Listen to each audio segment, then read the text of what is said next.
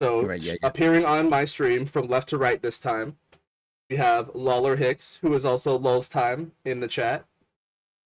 We have the wonderful Althemia, who is the cute little PNG in the what looks like an Absol hoodie. Am I right? Is that close? Yep, you are correct. Ooh, look at me, Nice. recognizing things. And then we have the cutie in the orange hoodie named Princess Raska. Hello. And then there is the one, the only KR Blade, looking good in the suit as always. Yes. Hello. The comfy gentleman in the chair is Taga Morsi. Is that how I say the Hello. last name, Yep. right? Yeah. Yep, Morsi, that's it. Hello. Nice. The one representing the Philippines every time he speaks up and says something. Yeah. Philippines mentioned. I love that. That's my Pride. Yeah. And then the gentleman in the baseball cap right next to him is Atramentum X. Hi, everybody. This is my formal baseball cap. Absolutely. Stylish. So if I just take the cap. If I just So like does that smack mean you into have your a- chat and try to redeem the capped steal, is that gonna work? No, because I have it disabled because of this Oh podcast. no. Dang! Thought ahead. Oh, I specifically enabled some of my chat stuff. Oh, I should forgot. I should be doing this as I go. Hold on. I should have done that. I should do this as I go for a mantis stream because I forgot to do this every time. Chat, I'm Your going to shout tell out you to right me. now, I am expecting you to behave. I should do this Swear every time. to I God. forgot. Oh, actually, I actually updated my collab command. So boom. You all did the it. wonderful Okay, so I don't have to do it this time. Okay, cool. Chaos, please. My back is already broken. It's Not in a good way. I said I'd help with the bills. okay. Oh, look at that. See, yeah, you can do it. So yes, please go follow and support all these wonderful guests. I'm sorry, Tiffy, did I? I said Tiffy, right? Did I forget No, Tiffy? you I'm didn't. awful. I'm fucking awful. I am so sorry, Tiffy. Please say hello. Hello.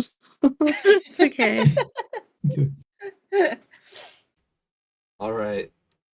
Now that we have introduced all the wonderful guests, we are actually expecting one more. Noemi should be joining us within the next hour or so, and I'll happily introduce her and get her situated when that does happen. But with that being said, we will get started now. And like I said, this will be a free-form conversation. Please speak up if you'd like to answer, and then we will, give you your time. And then we'll move on to the next person. And again, I'll try to make sure everyone speaks. But if you don't want to answer anything, I will try to, read the room, pick it up, and we just move on from there. Mhm. All right. So starting with the first one, how do you all identify with AAPI? It's a very broad spectrum of identities. Where do you fall under that? I can start, Sure. Someone's got I thought we were going from left to right. I thought the host was gonna. I didn't know if And I then we should can go afterwards. Okay, I'll go first. So, although it's not my only nationality or heritage, I am Palauan. Palau is a small island in Micronesia. It's near Guam, which is, a more heard of Micronesian island. Very close together. Basically, I feel like anybody who is from any Pacific island is basically my cousin. That's just how I was raised and how, basically the vibe is. And through my Palauan heritage, I am also Japanese. And so those are, I kind of got both sides of the AAPI identity.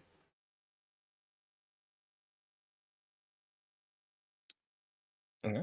And how about So you guys? I think in my case, I'm a bit of an odd duck because my family hadn't set foot in Asia in about 200 years.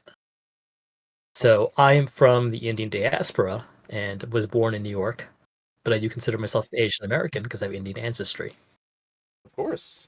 Absolutely, Nice. that fits. Nice. That is awesome.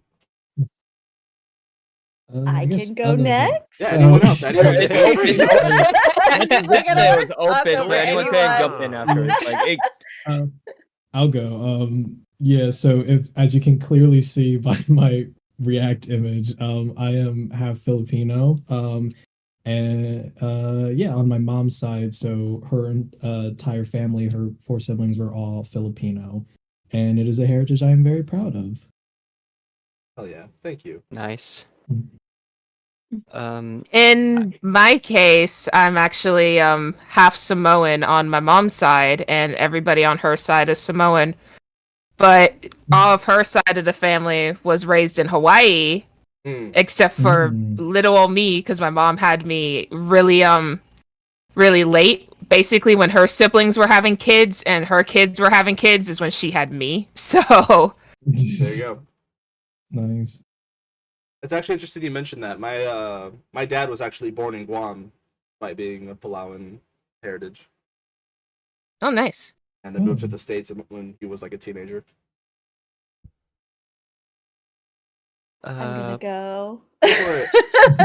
I mean, as long as I'm Vietnamese American. My parents actually escaped Vietnam after the Vietnam War. My dad and his side of the family are boat people, and my mom actually, her family had a American sponsor, like an American family sponsor her to like bring her family over. So I think both sides have like experience with both of that, like coming into the US. And then I was born in America. I actually had a similar case too. So I'm also Vietnamese American as well, and I had a similar story with as Rosca just went right now as well. My parents came from like the both side, but actually my grandpa and my uncle was actually first here in America first. And the reason why they were supposed to be here is that because my uncle got sick on the way here, so he was seeking medical treatment here. And eventually, they actually got out America to sponsor my family to come here. My dad's side, anyways. And my mom's side is still in Vietnam, but my dad's side was able to come here through him. So, if he didn't do all that, I actually will not even be born in America. I'll be born in Vietnam instead. Wow, And then, yeah. So that is really that's what cool. happened. Thank you so much for Yeah, sharing. that is right. Yeah. I guess I'll go next. Yeah, go. Okay. I'm Vietnamese Chinese American. Uh, but I mostly lean more on the Vietnamese sides because my home culture be more Vietnamese food, but also a mixture of Chinese food, like mostly Cantonese like foods. At home I don't really speak Vietnamese, but I mostly do understand most of the time. But I speak a lot of Cantonese at home with my family. But I do eat a lot of like Vietnamese and Chinese food mixtured. Um, both of my parents were born and raised in Vietnam. I believe we have some Chinese descent in our blood. My dad, I think his family right now is in New York and Philadelphia. And then my dad came home where we are right now, uh, where I was born as an American, and my mom comes in later while my dad does paperwork for my mom to come into the States from Vietnam. Nice. Mm-hmm. Cool. Yeah, that is really cool. And then, yep, go ahead. I was just gonna say I too am Filipino. Both my parents are immigrants, although I discovered recently that apparently my great grandfather on my dad's side was Puerto Rican, which was kind of surprising. So I guess I have a little bit of Hispanic blood in there mixed in a little Cool. bit too. Nice. Otherwise, they're both Filipino, although my dad's side of the family is a lot more Americanized to the point where a lot of my family members are also African American and also white, which was very interesting. I like telling people I have a triracial family. Yeah, It's that true. is cool. That And, is really cool. So, grew up like that, and according to my parents, they said they tried to teach me Tagalog, which is the main Filipino language, in addition to English and Spanish, growing up. But for whatever reason, it didn't take as well as they had hoped. It's something I regret now because I understand what people are saying in Tagalog, but I can't speak it back to them in a fluent manner. So a little bit awkward when we visit the Philippines on vacation from time to time, but you know. Very cool. Thank you so That's much. From Awesome. That is really awesome. Like to already hear like that wide like array of like backgrounds and like where we all come from, and like just the fact that we can all like meet up here now, I think is just freaking profound. Mm-hmm. Gosh, yeah, it's just hearing your answers like just makes me think of so many like stories I want to share and stuff. And if you guys have stories too, definitely speak up and share a little bit about yourself. Roscoe, what was that? I saw that. Sorry. I Russ is think being bullied. someone gave me a follow on stream. Love it. That's why I have squeaky toys that get thrown at me. Every follow. That's adorable. Yo, Don't! yo, I'm Sam the gonna follow. turn it off. Hold Yeah. on. I don't know. You've already turned it off. Go follow Princess No, Roscoe. don't do it. Oh no, I'm tiny. Oh, I messed it up. Hold on. It's even better. Get her. What happened? It's even better now. On my way hold now. on. It's Right. fine. What? Everything's better. How do I? Oh, okay. That's fine. I'm just. You just in live life here now.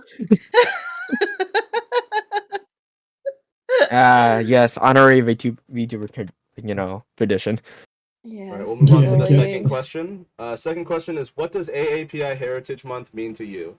For me, Fung AAP, thank you so much for the follow, and yes, of course, absolutely. Thank you so much for letting me be a part of your charity stream for your organization. I love it. I'm so happy to be able to do so. But second question, what does AAPI Heritage Month mean to you? Yeah, full disclosure, it was like never mentioned to me growing up. Like, and I even had to look it up. It's only been a month since like I've been born, like circa 1992. Before that, it was like a week long. And yeah, even at my school and stuff, even though like we went over like several different like Heritage Months, History Months, and stuff like that, I almost never heard about it. It really was only in like the last 10 years of my life that I really like learned that we actually do have some kind of scheduled representation in our country, or at least in America, right? Mm-hmm. And since then I've always been very adamant about trying to do something to like honor that, or like bring some awareness about that. But, I'm gonna be honest, like this entire week that I was telling my chat, like, hey, come by Manta Ray's stream. Since we're hosting a charity stream.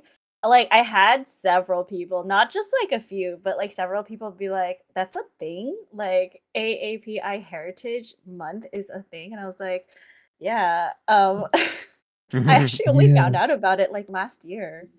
Yeah, I feel like for I me growing think. up, Oh, sorry. sorry, I'll make it quick. I feel like That's for me fine. growing up, especially in like school, like it wasn't really as like talked about as much.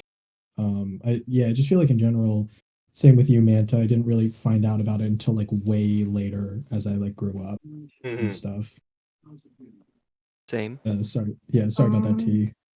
I don't know. It's I think it happens often. I will say I haven't heard about AAPI until COVID had happened.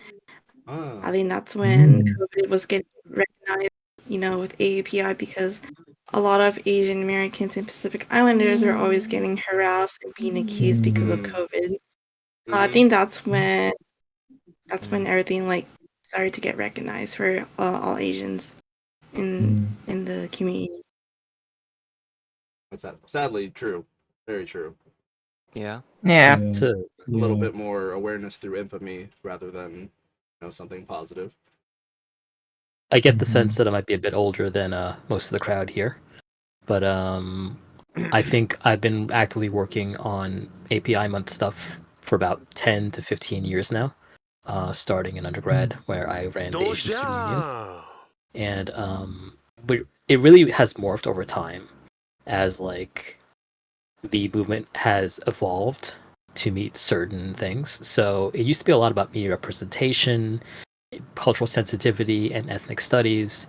And then, as Tiffy mentioned here, like the explosion of anti-Asian racism brought on in the last couple of years by COVID and national politics has really turned this more into an advocacy-focused thing, or brought it back to its roots, actually, because the API movement started in response to the civil rights movement in the 60s, where academic scholars, Really? mostly students, wanting to identify with the civil rights movement happening in the African American community, organized themselves and created an identity called Asian American. Prior to that, you were Chinese or you were Korean or you're Filipino. So it was the Right. first attempt to make something unified and codify it as something broader. You know, it's actually like I didn't really it's really weird. So I used to live up in the Bay Area where there's like a huge like Vietnamese American, Chinese American um population. And but like I didn't really identify as Vietnamese American until strangely I moved to Japan. And I was an English teacher, and it was like everyone was like, "Yeah, I'm American," and I'm like, "No, I'm not just American. You know, like I have a different perspective coming into Japan. I want to teach you about not just America, but also like my home culture." And like Right. it was this weird, like I had to really look deep into myself and be like, "This is how I identify, and this is because I grew up in a family that was not just, you know, American." We had so many different like languages growing up, and I was around so many different people. Very diverse community in the Bay Area. Amazing. Yeah. Nacho, thank See, you very from much for that answer. I'm so sorry. I was just gonna interrupt real fast. Fong from AADAP wanted to mention that off of Atra's answer, just talking about the history of the AAPI identity. They're mentioning that the those grassroots leaders were ones that founded AADAP in the first place. I thought that was really cool. Ew. But no, I'm sorry. Keep going with your answer. Oh, well, who me? Yes, yeah. Oh, okay. Yeah. So for me it's kind of weird because I literally just found out about it within this year. But it kind of already means a lot to me because whenever people would just look at me, they would always assume one thing or the other, and then I'll tell them when they ask, I'm like, "Oh yeah, I'm mixed with Samoan." They'll either look at me like, "What on earth is Samoan?" or and I'll explain it to them. I'm like, it's like, you know, America Samoa, and then they're like, "Oh, so Moana," and I'm like, "Oh, come on." I'm like, "Oh, come on." Oh my god. We finally have a Disney princess everyone can just reduce us to. I know. Yes. I mean, it's great that It it's like they're makes that so introducing much. I you mean, to like- mainstream America, but at the same time, it's like, no, it's not just that. Like they didn't Yeah. include nearly enough. Yeah, like- I go think ahead. it was a good start in the right direction. Yeah. I really did honestly personally love the movie, but I don't Oh yeah. it kind of same. gets overwhelming after a while when you're trying to explain something and everyone's instantly like, "Moana." Me? No. Not Moana. Close No. enough, but no. Yeah. It's I like, think I think the Southeast Asians also had a similar problem when that one movie of Ravi and the Last Dragon or something came out, and some Oh, people yeah. immediately looked at the movie Yeah. and some people immediately looked at that movie and they're like, "Oh, it's just another film about the Chinese," and I'm like, "No, how dare you?" Oh no. I get that enough from people. I actually, full disclosure, I People actually do love think that about movie. like they do think about like that though. It's true. Yeah. Like, not dissing on Disney or anything. Those two movies are honestly really good and they do have a Yeah. lot of the different cultures in it. Mhm. But they're still just movies. They're not the whole entire they're not the Oh, culture as a absolutely. whole. Totally. Yeah. Right, for yeah. No sure. kidding. It's a drop in the bucket, right? Literally, it's the little bit of the iceberg that you see above the water. Mm-hmm. Right. Once again, I'd just like to read out something that Fong like to mention. They it seems they're suggesting check out leaders like Warren Furutani. They have a memoir called Activist, noun, a person who works to bring about political or social change, who really galvanized young AAPI to start a lot of the nonprofits that exist today. That is awesome. That is like the kind of It is. impact I would love to have. You know what I mean? hmm That is literally like goals right there. Ooh. I'm sorry. Did everyone have an opportunity to speak for the second question? So I think I will just jump in here to say that the conversation we're having now is very important because we're touching on something that's very vital. which is that Mhm. most Americans can only experience Asian culture through two things: food or Disney movies. Like they have almost no frame of reference aside from that, which is why this month is very important to increase the visibility of all kinds of people, not only for like, representation and for like positive things, but also the issues faced by the API community, including suicide, drug abuse, and mental health. Absolutely, Mhm. fully. Yeah. Yeah, agreed. Yeah. Agreed. Yeah, you Yeah. put that really well. Articulate as hell, Atra. I try. I just tried. literally, I have an API Asian American minor, so that's why That is Oh. awesome. That some is stuff. That's That is actually really cool. nice. Hey, I didn't so know that That's was a cool. nice to thing. know. Actually, that's actually good. Yeah. no, it's It's definitely nice showing. that Let even me tell you. exists. Yeah. That means it's very, very well like knowledgeable about the field. You can tell Because not he like paid attention in class. well, that too, yes, but I can also say like for me like that I also how I found yeah, I say I guess AAPI is just that I found out actually this month actually too, as where everyone kind of discovered like maybe like last year or like 2 years like before. I just discovered just this month myself because uh when I found it out, I just like making strong like how do I stand out or how do I want to contribute to the Vietnamese society here because since I'm Vietnamese American Hmm. is that Mhm. what like Atra just said like about like how they only experience through films or food is that there's more to that than us. So like there's more thought about like hey, what can you do to help out your fellow like family members or how your fellow friends and how can you advocate like how you this what do stand out for you. There's a bunch of like community here that will outreach and will help each other out here. And sometimes like it's more than just blood. Sometimes it's more just helping each other out here. Absolutely, like community. Yeah, community. Yes. Don't always have to be directly related as long as you're No, participating in the no. culture and just helping each other out. Mhm. I mean, I can say this as well. I'm also from the Bay Area, so we're like very heavy in the Asian culture here. Oh, sure. Sorry, my dog is like dreaming. Hold on one second. It's fine. Doggo. No, you're good. What's up, But Heads like, for Doggo. Give some belly. but like taps. where I'm from though is like we're a very like heavy in the Asian like culture. Hmm. So like we have a bunch of like temples, even like some places like where I every year or so, like every 2 years, maybe like yearly or so, I go to a temple, a Buddhist temple actually, to Oh. go pray to the elderly, show respect. That's how my tradition is. That's awesome. That is really cool. So I do want to say, I think it is interesting actually that we ended up in a discussion with so many Vietnamese, Filipino, Pacific Islander, and South Asian VTubers because I Just do about want to say, right. yeah, I do want to bring up the mhm. concept of the model minority, which I'm actually curious if y'all have heard of this term before. Oh yeah. But it is a Yes. term 100%. exactly Unfortunately. where like all Asians are high achieving, educated, wealthy, Good at and math. it very Literally, yeah. frequently We just is mentioned it earlier. Asians have to be good at Yeah. math. Yeah. yeah. So a lot of like quote unquote positive stereotypes that seem to not tell the whole story because number one, it seems to be synonymous with specifically East Asian people. Yep. And really does sort of whitewash a lot of like issues that happen at like lower economic strata and some of for example like survivors of the Vietnam War like refugees had a lot of trauma that really resulted in alcoholism, drug abuse, resulted in a lot of negative impacts on people. That was just erased because people thought, well, Asians don't need that, Exactly.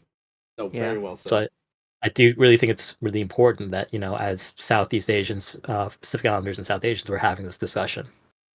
Absolutely. No, exactly. Yeah. And I am. Sorry, go ahead. I am curious as to what you guys' thoughts are on the model minority and in what ways you may fit that or may like circumvent that. I guess is my question. I hate the phrase I hate the existence of this double standard, which to this very day continues to exist and continues to only, in my opinion, do terrible things for any form of Asian representation, period.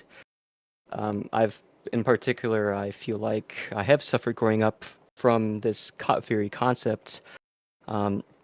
Sorry, I'm. I was kind of hoping that this topic was going to come up sometime during tonight's conversation anyway, because it's I don't even know where to begin, man.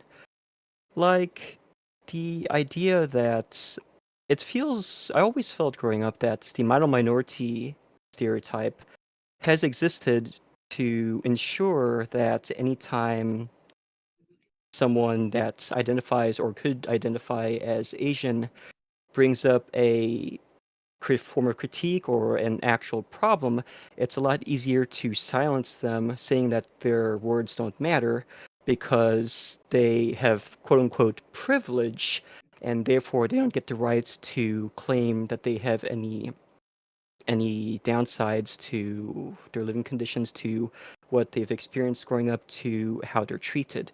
In particular, in addition to this, something that makes the concept even more toxic is this idea that some people put forth that Asians are essentially white without any of the benefits. Yeah. That, in particular, really pisses me off for reasons I don't think I need to go into. It seems like everyone else has unfortunately experienced the same thing.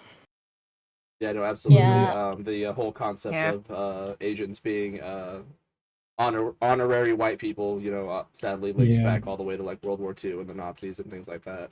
Yeah, I them- think it's really the model minority myth is really just harmful and reductive. It doesn't take into account, all the ways that we express ourselves. And I think that's why like AAPI Heritage Month, like for the longest time, like not a lot of people knew about it because it's like, oh, like what do you have to complain about? It's like, well, actually, a lot. Like it's not just Mhm. because, like it's just bringing more attention to like who we identify with and like our struggles. Like because even though people think, oh, you have it, not as bad as other people who identify with other races, it's like, well, we do have our issues and we do have like, generational Mhm. trauma that we deal with. It's not Yeah. always sunshine and rainbows. Exactly. Absolutely. I do want to say that there's always new generation every year, so like it's good that this AAPI need to be recognized in some ways, especially throughout the years, because there's always going to be a new generation, and then they're also going to need to be educated in school as well while growing up to take that forward to their own generation, to the next generation. Absolutely. Exactly. Mhm. Have to remember where we came from. Mhm. What has always been problematic about this white adjacency argument, not only because it like whitewashes many black and brown Asians, but the fact Mhm. that, and I'm quoting like API scholar Ronald Takaki here, like we have a racial uniform in this country wherein like no matter what your class status or achievements are, you are still viewed as an Asian, no matter what, and you're in some degree viewed as a representative of your community when you are this, both bad and good. That's where model minority comes from. That's where like a lot of stereotypes come from as well. So it really is like essential, especially like this month, to like talk about the fact that we are not individualized in the society. We're very much communally sort of in the American eye, like, oh, you're Chinese, you're Asian, you're Filipino, that you're this, you're that. You're a guest in this country. You're not American Right. because you have this racial uniform. Oh, what is Yeah. that? The perpetual like foreigner. Perpetual foreigner, exactly. Yeah. Exactly. Yeah. People going up like, oh, where's your family from? They're like California. Like we've been there for 3 generations. Where are they really from? Exactly. Oh my god. Where would I where would remember the a soul at though? coworker like asked me during a lunch meeting, like, "Oh yeah, where are you from?" And I was like, America. Imagine. I always love now when people ask me that question because I'm like, because now I just answer with the stupidest answers, like from planet Earth. No, literally.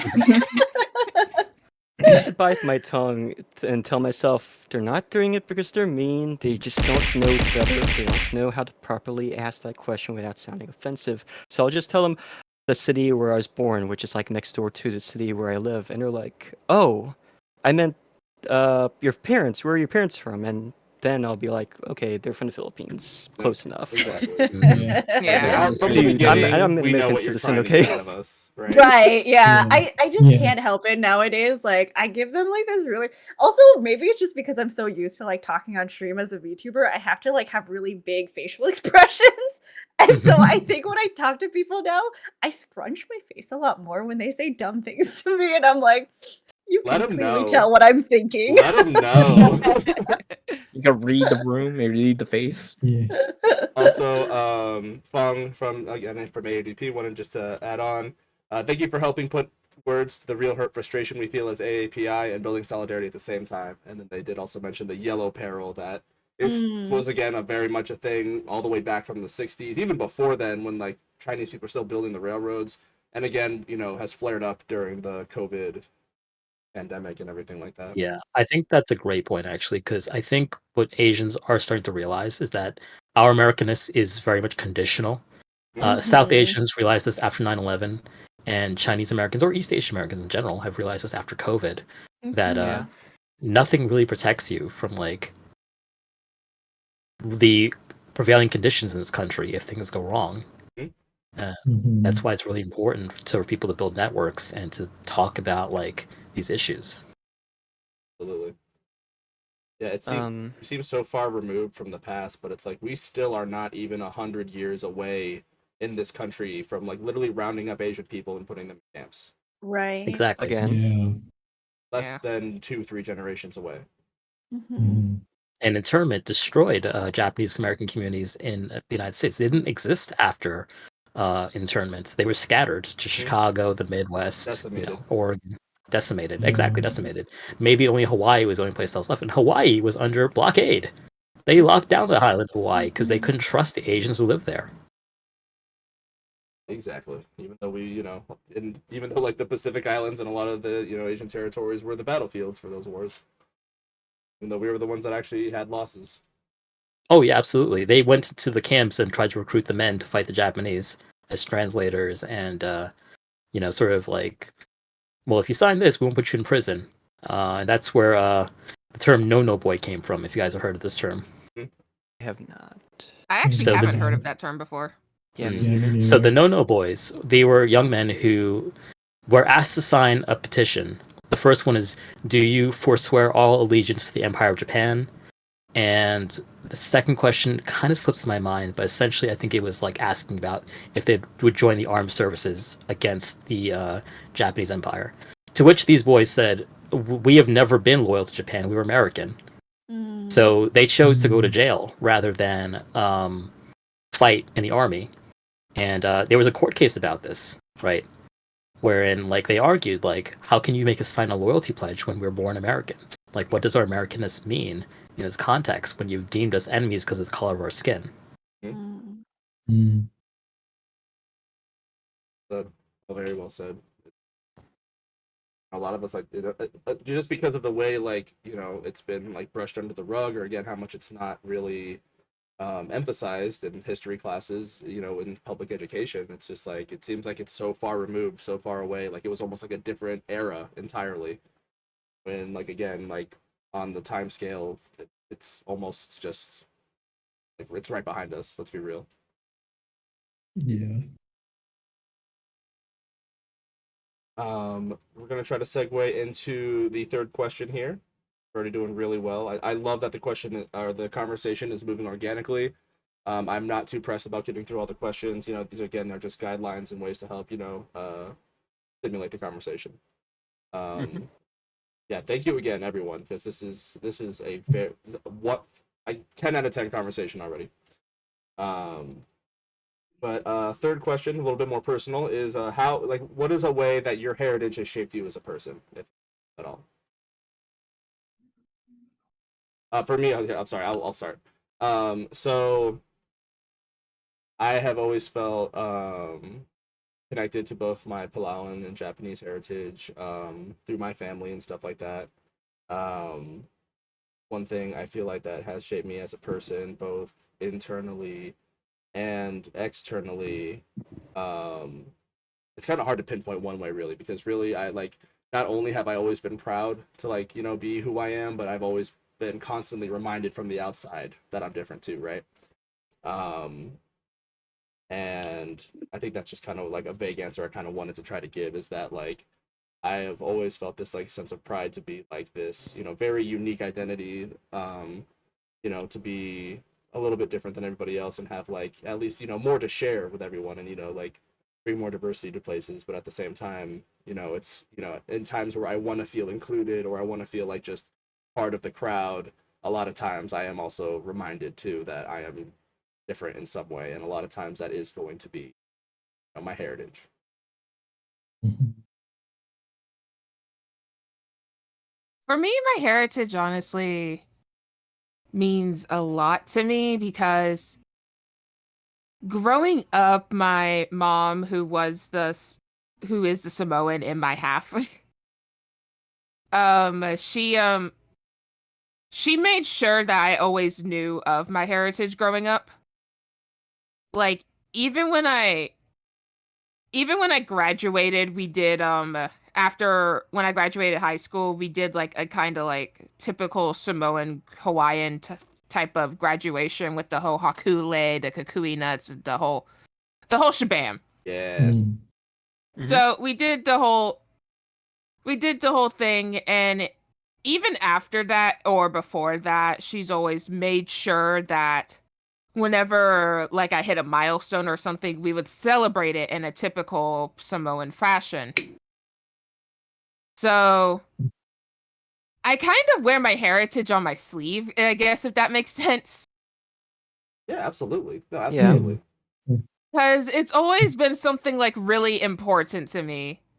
Because whenever I go out in public or something, if somebody starts asking me questions and stuff and they're actually curious to know more about like my Samoan heritage, I'll start talking a mile a minute. They'll have to remind me to physically slow down so they can understand me. I love that. I Mm. absolutely love that. I Yeah. relate to that a lot. Well, I have a very strong connection with my identity, and I have no problem telling people what it is. Mm. Sorry. Anyone else? I struggle with this question. Same. Let me tell you why. Kinda, We're yeah. struggling. Yeah, Yeah. I mean, so I grew up in a really, really like densely Asian American area, like San Jose in California, right? Hmm. And then I graduated and left San Jose and went to Irvine. I don't know if you guys know University of California Irvine is also known. Yes, I I do. think the jokey Mhm. name of it, right, which isn't great, but it's like called the University of Chinese Immigrants. Like there are so I've many heard that one. Asian like students. It's like a large Gosh. like population of the students there are, identify as Asian American, not just Chinese, right? Hmm. So I've always grown up around others who look like me. I don't like as far as discrimination, I don't think I've faced too much. I like recently cut my parents off because they didn't my support my sister for being gay. Sure. And Mm. yeah, so I feel like even though I grew up in my Vietnamese culture, I didn't really start to identify as Vietnamese American until I left the States.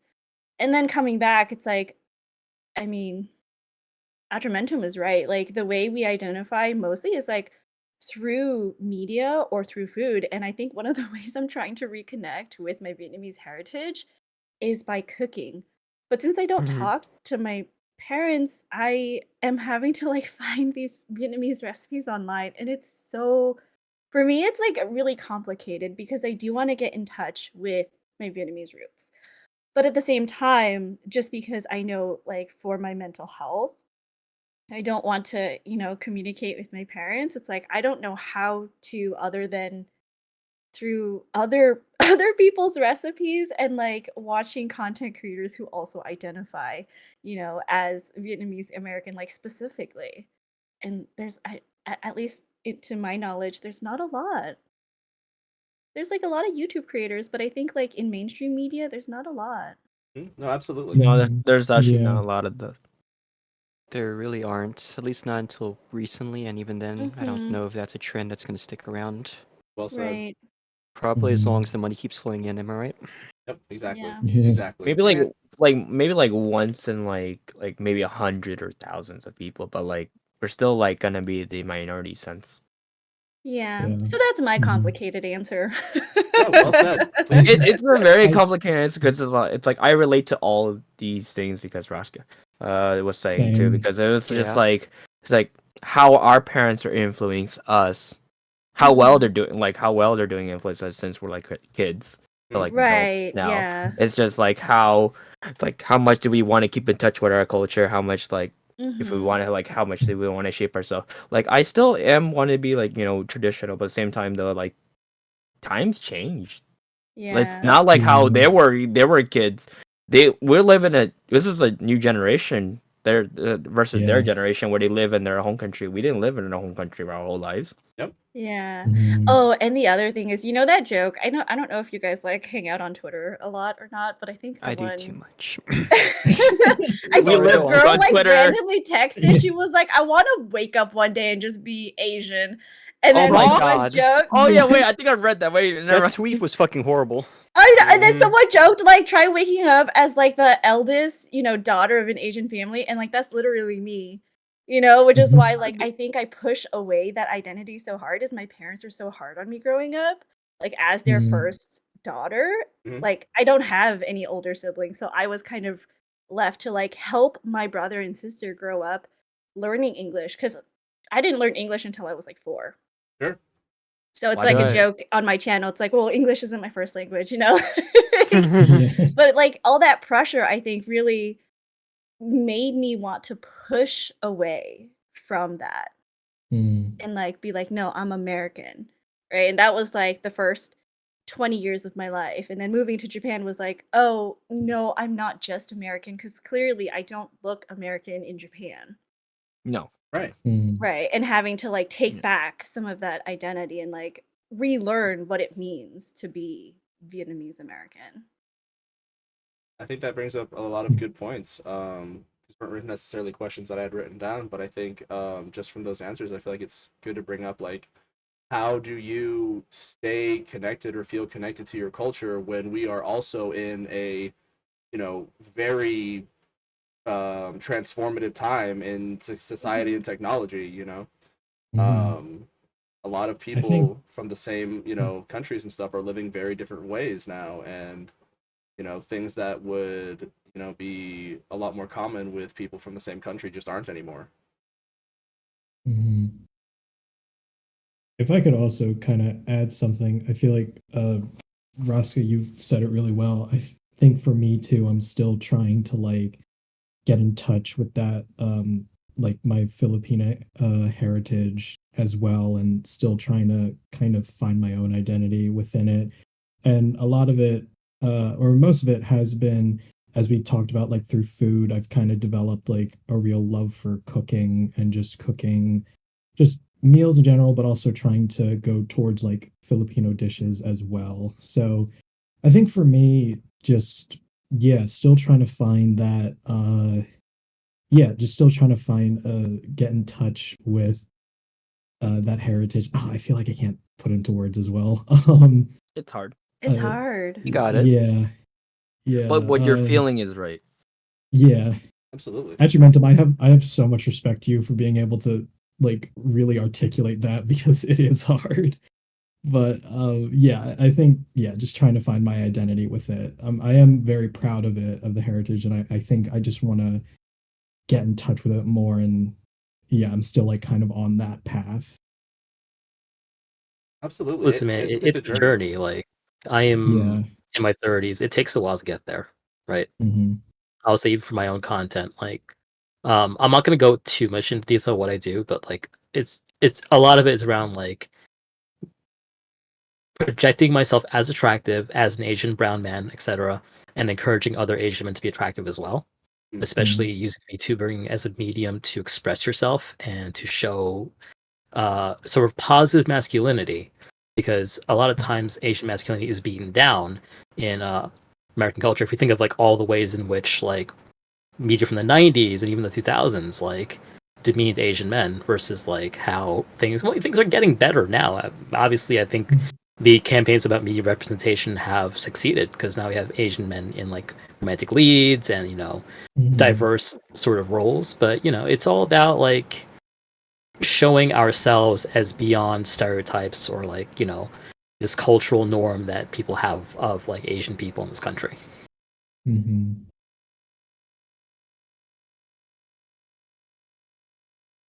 Well said. Thank you again. Has everyone had a chance to speak on this? Just talking about how heritage has shaped you at all. There's a lot of stuff that I want to say, and it's kind of just it's really murky because I think like the others, I've kind of gone back and forth on how much of the culture of my parents and what I was born into should be kept and what should be discarded. Like, for example, among Filipinos, Roman Catholicism is extremely important. It even and I nowadays I personally consider myself more of a pagan or pagan, but even setting that aside, I've always, especially in recent years, I felt really uncomfortable with someone just joined the. Yeah. Sorry, Hey. Yummy. No. Can still continue talking. You should still. Yeah, keep going.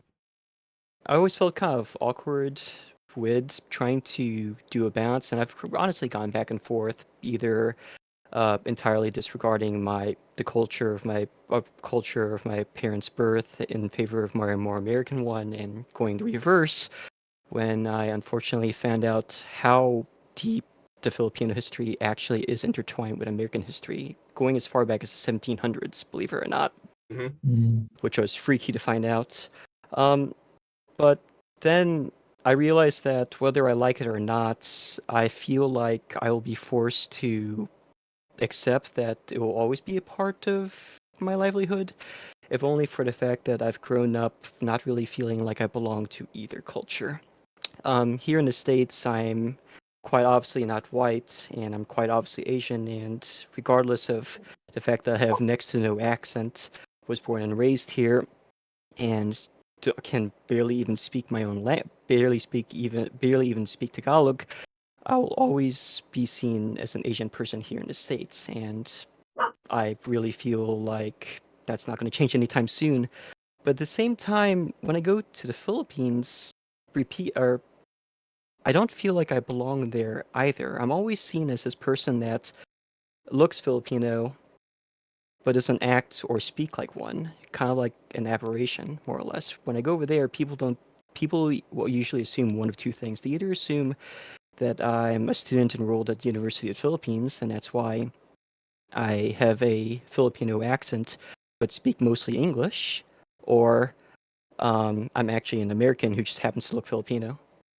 And this kind of constant feeling like I don't belong to either culture has really done a number on as far as where's my identity goes. It's probably also why I was kind of surprised when I first became a VTuber that there are as many Filipino VTubers as there were. There's a lot of them, a lot of Southeast Asian Filipinos, and I was originally planning to not mention my racial heritage period at one point, and just keep up a fictional one that I made up for a bunch of science fiction stories. So it's kind of up in the air. It's really and it's a mess. It's not I easy. guess. And I feel like it's a mess. I'm almost wondering if it's a mess that's very unique to the States, because every time I bring up being Asian American, because it's like the thing here in the States where it's normalized to refer to yourself as your ethnicity and American attached to it. Ex-American, yeah. This Mhm. is very, very uncommon outside the United States, to the point where, in 2 occasions now, and both of these people are my friends, both of my friends kind of looked at me weird and kind of joked about, do Americans think that they have to be so special that you have to attach your ethnicity along with American? And I'm like, no, you think I'm joking, but this is normalized. We all refer to ourselves in this manner, even if you're not Asian here in the States, because over here in the States, you're not just considered American, you're considered your ethnicity and American. And one of them, he looked at me and he was like, fucking Americans. Over here, we call everyone is considered the country, not regardless of your race. And I'm like, well, I'm glad that's how it is over where you live. It's not how it is over here, unfortunately. I'm done. No, totally. I do hear that a lot, right? And it's mainly Americans where they're like, I'm too American to be considered, my other like identity that I identify with, like Vietnamese or Chinese or Korean or, whatever it is. Like when they go back to visit their family in whatever their native country is, where their parents are from or whatever, they're like, I'm too American to fit in there, but in America, they're too foreign to fit in. So I definitely understand Mhm. that feeling of not belonging in either place.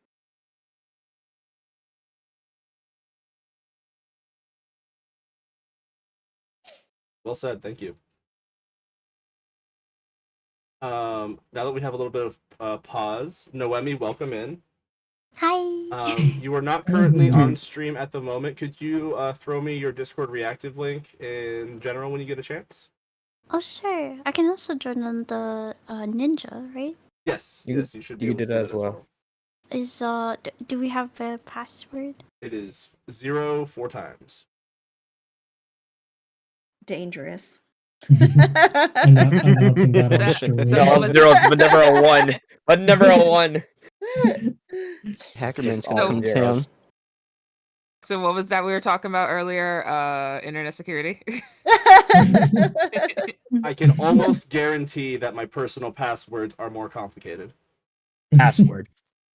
Guys, my past, it's only recently that like I did the adult thing where I used a random password generator for all my accounts, and now even I can't log into some accounts. I Uh-oh. need to Oh open no! password manager. I forgot my password because I don't even know what I typed in. Yeah, Well, my if password it is- manager like goes down, I'm done for. I can't log into my bank. I can't log into my student loan Please payment. don't. Oh, that's not good.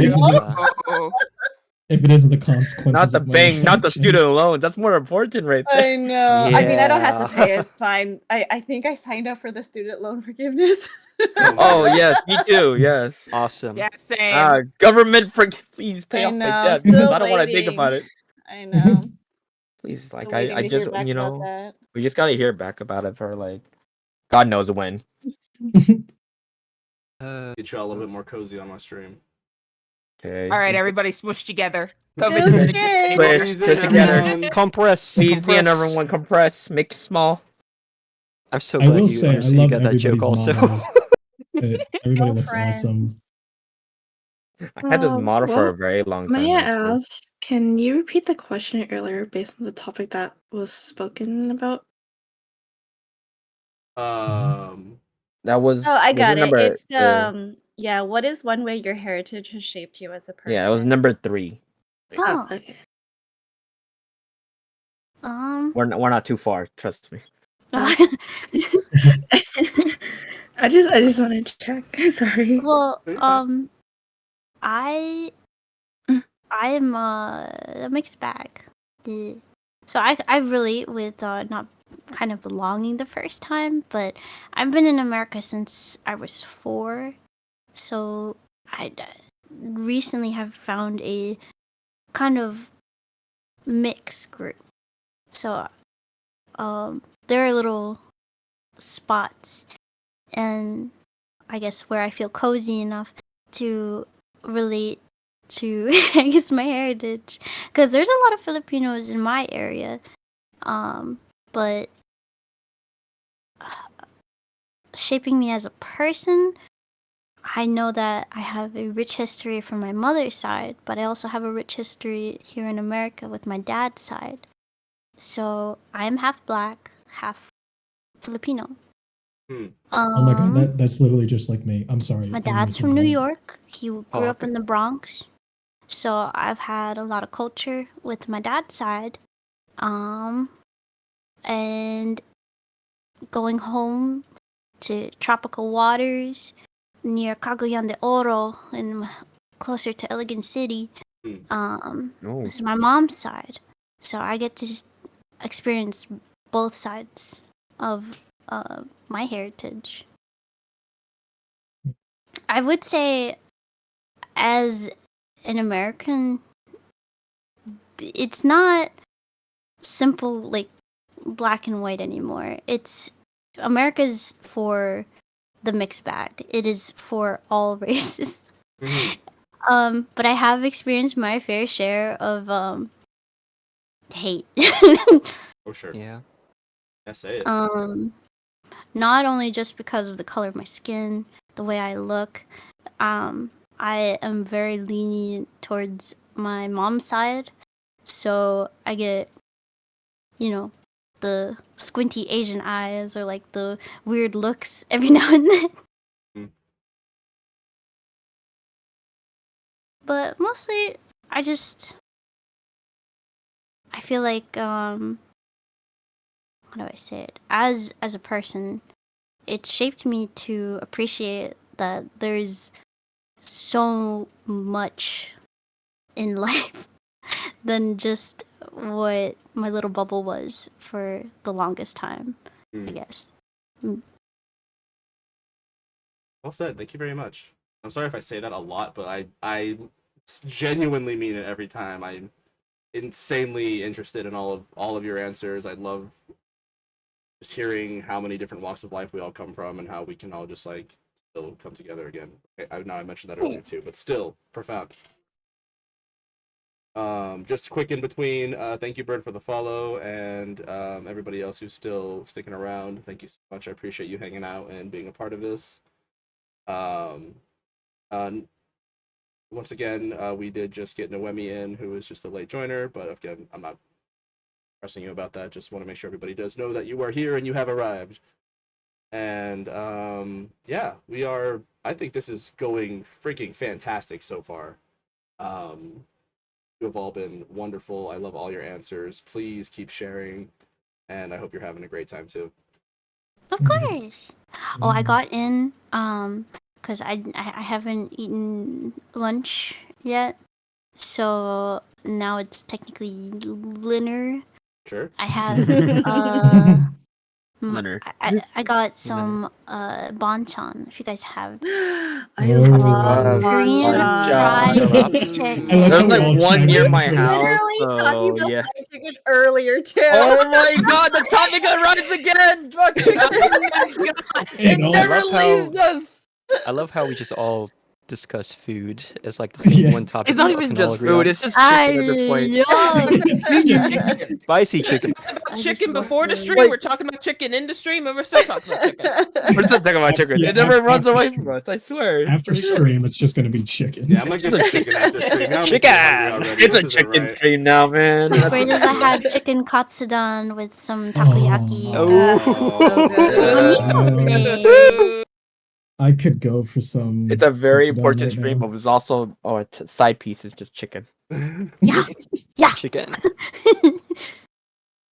Chicken is life. Chicken is praise. Oh my god, yes. Chicken's all culture. Okay, well, while we're talking about it, we'll move on to the next question. What about your heritage brings you joy? And if you say chicken, I swear to God. I was about to say chicken I adobo, swear, but okay. somebody was gonna say it. I can feel you thinking about it. Chicken. Don't say chicken. Be good, Pat. at Good, Sweating everyone. profusely. I was like, who's gonna say it first? It ain't me, I swear. Okay, like, but raise I'll your start. So, one thing that brings me joy about my heritage and being in Palau, one thing I'm very proud about at Palau is that we have it written into our constitution and like even into like we have an agreement for any tourists who come to the island that like you need to respect our land, and that we are trying to preserve it as it's been for the past, millennia. Before, of course, industrialization and things, the pollution have, started to affect the ocean at large. And of course, there are some exceptions, and we're not perfect, but we have, things like shark sanctuaries and, a lot of programs to protect our reefs and our waters and our land, and trying to do our best to preserve it, not just for us but also for future generations, and so everyone can enjoy it for what it always has been and not just what it's turning into. Well said. Yeah, I'd like to See, open mine that up. just my answer is gonna sound kind of silly considering that we were just talking about Disney and stuff earlier. Go ahead. But one thing that does honestly bring me joy about my heritage, as silly as it sounds considering the topic we were on it earlier, I honestly do enjoy The Rock Johnson's take when it comes to Samoan heritage. Can you elaborate on that, just for those I who love might not follow him so closely? Dwayne The Rock Johnson is half Samoan and half African American, which is ironically the same as what I am. And whenever he does do like small things, he does make sure to put his heritage into it. Like, oh, I can't remember. You guys remember the Nick Choice Awards? Yeah. He was the host for one of the Nick Choice Awards. I can't remember what year it was, but he made it entirely Samoan themed. Ooh, Really? I remember He that. had Yeah. Yeah, he had the Wow. whole outfit on and everything. Like he brought basically Samoa into that little area. That's awesome. Obviously, it was his own take on it because he's kind of like me. He wasn't born in Samoa. Sure. But he brought his own take to it, and he brought like the culture to the stage basically.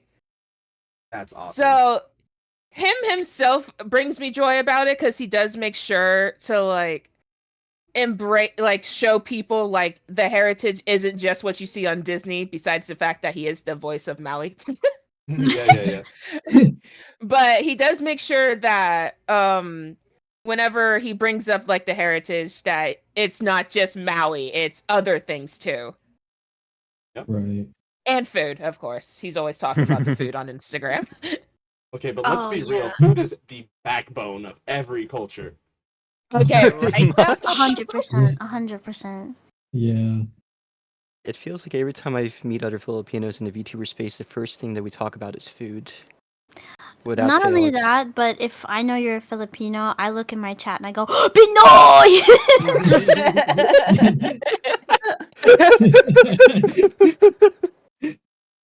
And then we scream at each other, and then we tell us like, "Hey, how you doing?" That's just literally how you say hello, though. 2 minutes of screaming and then just get right into Hello. it. I had the chance to go back to we went to Palawan back in 2019 before COVID hit.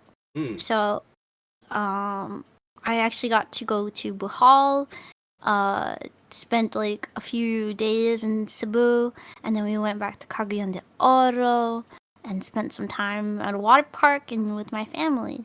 So the beautiful thing about it is that you can go literally anywhere. The water is so fucking pure. Awesome. That is really cool. True. And being able to, I climbed 1,500 stairs to get the best view in Cebu. And at the very top, I almost had a heat stroke because I didn't drink any water. Oh my god. Oh my god. Just like, isn't this view great? And just passed out. I'm just like, It's great. I'm almost there. I'm dying. Oh my god. I can taste the water from here. Isn't it getting brighter outside? It's all new meaning to taste the rainbow. That's not that type of light you should walk to. No. But the best part about it was just like everybody was so festive and friendly. I think I went around the time where we were having a specific festival that was going on. We went in like December, so Very nice. getting ready for Christmas. Nice. So I anyone enjoy the else fact on? that we can karaoke everywhere. Oh, really? Karaoke's in every court, every Mhm. single facet. That is actually so cool.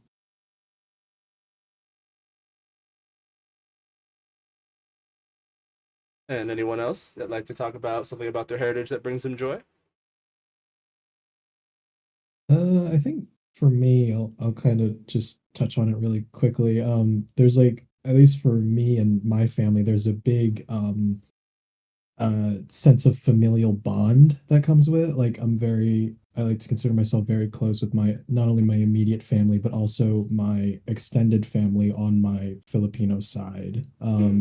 I think there's like just such a sense of support, at least with us, just that I've grown to really cherish and enjoy. And I think again that sense of support kind of going back to the third question of like how it shapes me as a person is something I kind of incorporate into my own life of just trying to be supportive of other people and help lift them up as well. So yeah, I think for me, familial bonds is such a big part of just a big part of my heritage that yeah.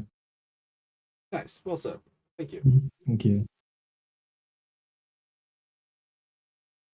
Unless there's anyone else I'd like to speak on that, I will move on to the next thing. And these are a lot of the next few questions are going to be pretty similar, just because, again, I didn't know how long or how short, answers were going to be. So I just wanted to make sure I had enough questions.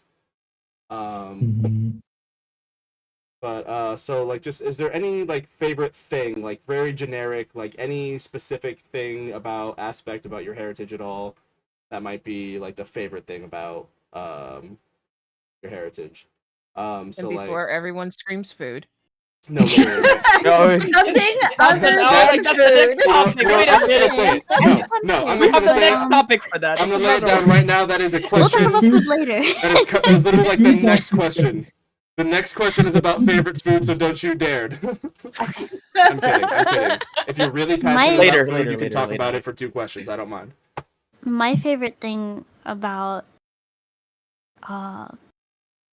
just in general is that every Filipino that I've met who is fully Filipino, they have a passion.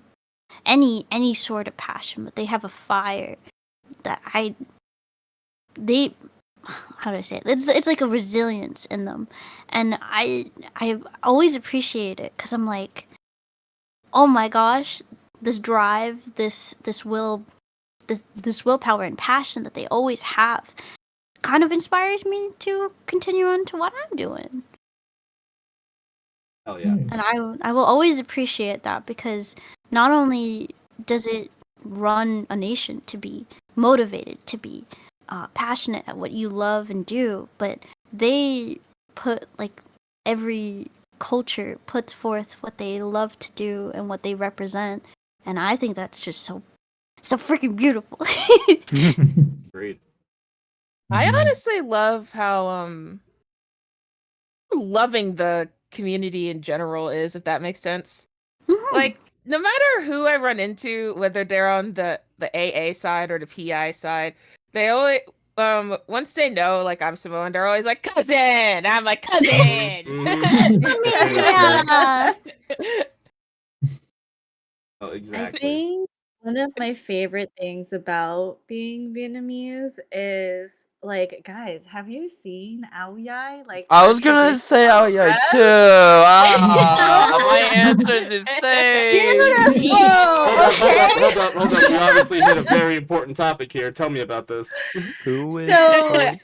I mean, I believe a lot of like traditional Asian wear in general, like because China was so big in the past. I mean, there are similarities with I believe it's called the chi pao, but it's like this really high necked collar and Oh. long sleeves, and the front and the back go all the way down, but the sides only get sewn together until your waist, and then it's open from your waist down. So of I course you love wear Ooh. pants with them. it. You wear pants with it. I think I know what you're referring to. Yes, and I think Cheongsam? I'm not sure what it's called in other languages. It's definitely called ao dai in Vietnamese. It's just a traditional Vietnamese dress. Yeah, I think. traditional Vietnamese clothes. And like one of I just most recently, I think there was a Netflix film of I think it's called A Tourist Guide to Viet no. Do you guys know what I'm talking about? It's that new Netflix. Like it was straight to Netflix. I've seen Oh, commercials of it. Was it a it's documentary called or something? no, don't so it's know. called A It's like a Tourist No. show. Guide to Love, and Yeah, it's a yeah, yeah. movie.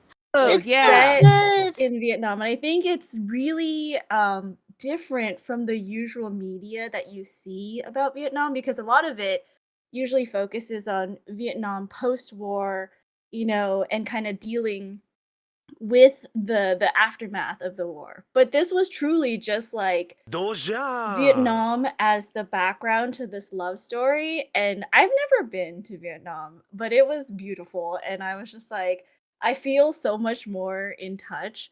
And they showcased a lot of different like ao dai in the show because they just, have people walking around in it. And it's like, it's so pretty. That's the thing too. So I did post it in general chat what it looks like for now, like traditional like red dress. But the thing about Aliyah is that it doesn't have to be red. It could be Yeah. in many different colors. And the thing is though, with Aliyah is like doesn't matter like what you represent, like whether for like girl and guy, it doesn't matter because Aliyah it fits both or Mhm. both of us. And it's just like what me like I just recently I work I do work at a school and we recently just did our multicultural festival. Cool. And the thing is though that what I saw a bunch of the kids wear aliyahs and they felt like so proud of it. And then there were actually people that don't have Vietnamese culture that were also wearing aliyah. So you can actually wear one too. Ooh. You can actually wear Yeah. one too.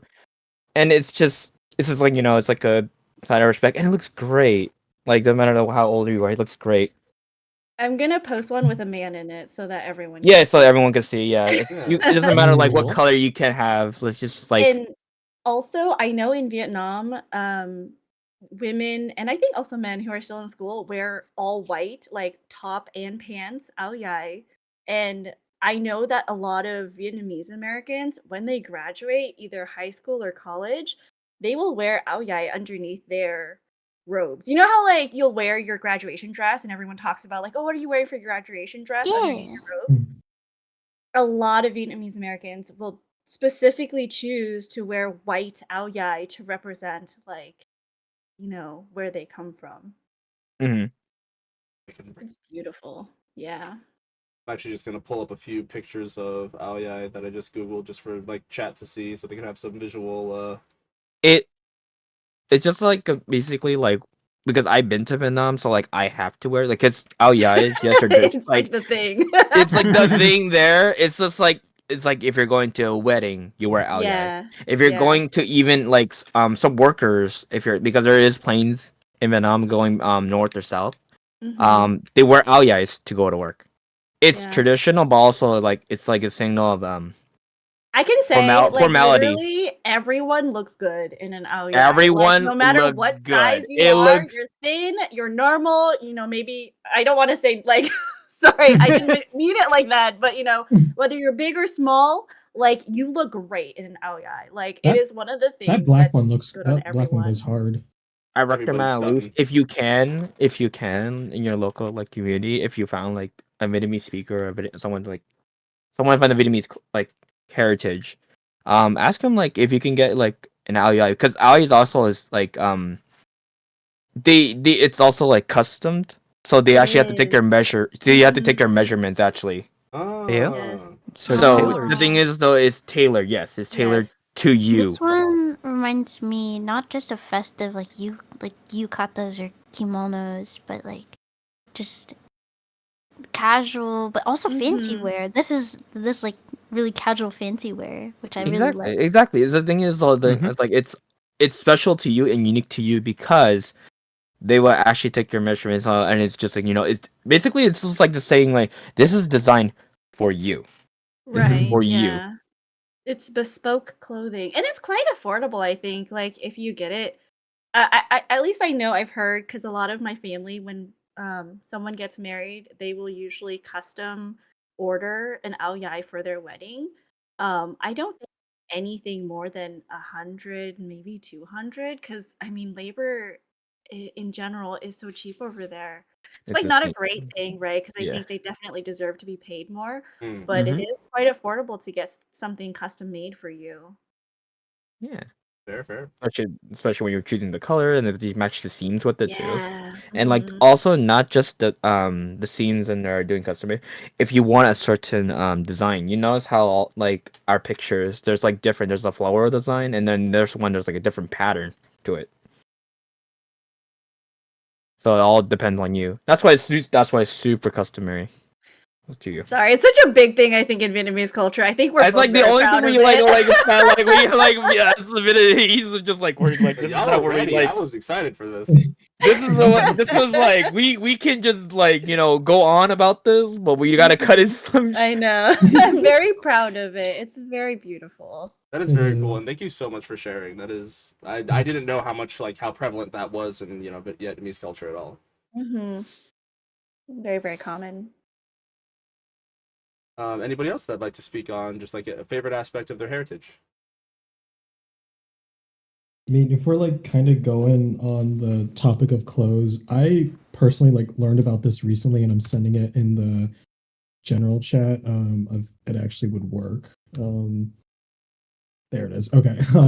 So this is called the barang, the Philippines, and it's kind of like a casual shirt. And it was actually my mom who was like telling me about it, and nice. I didn't like kind of get too much from the conversation with her, but just the thing I learned most from it was, yeah, it's just like a sort of a casual shirt, and I've always been like just really tempted to just like kind of get one because I just feel like it looks really comfy, lightweight, and just like very stylish too.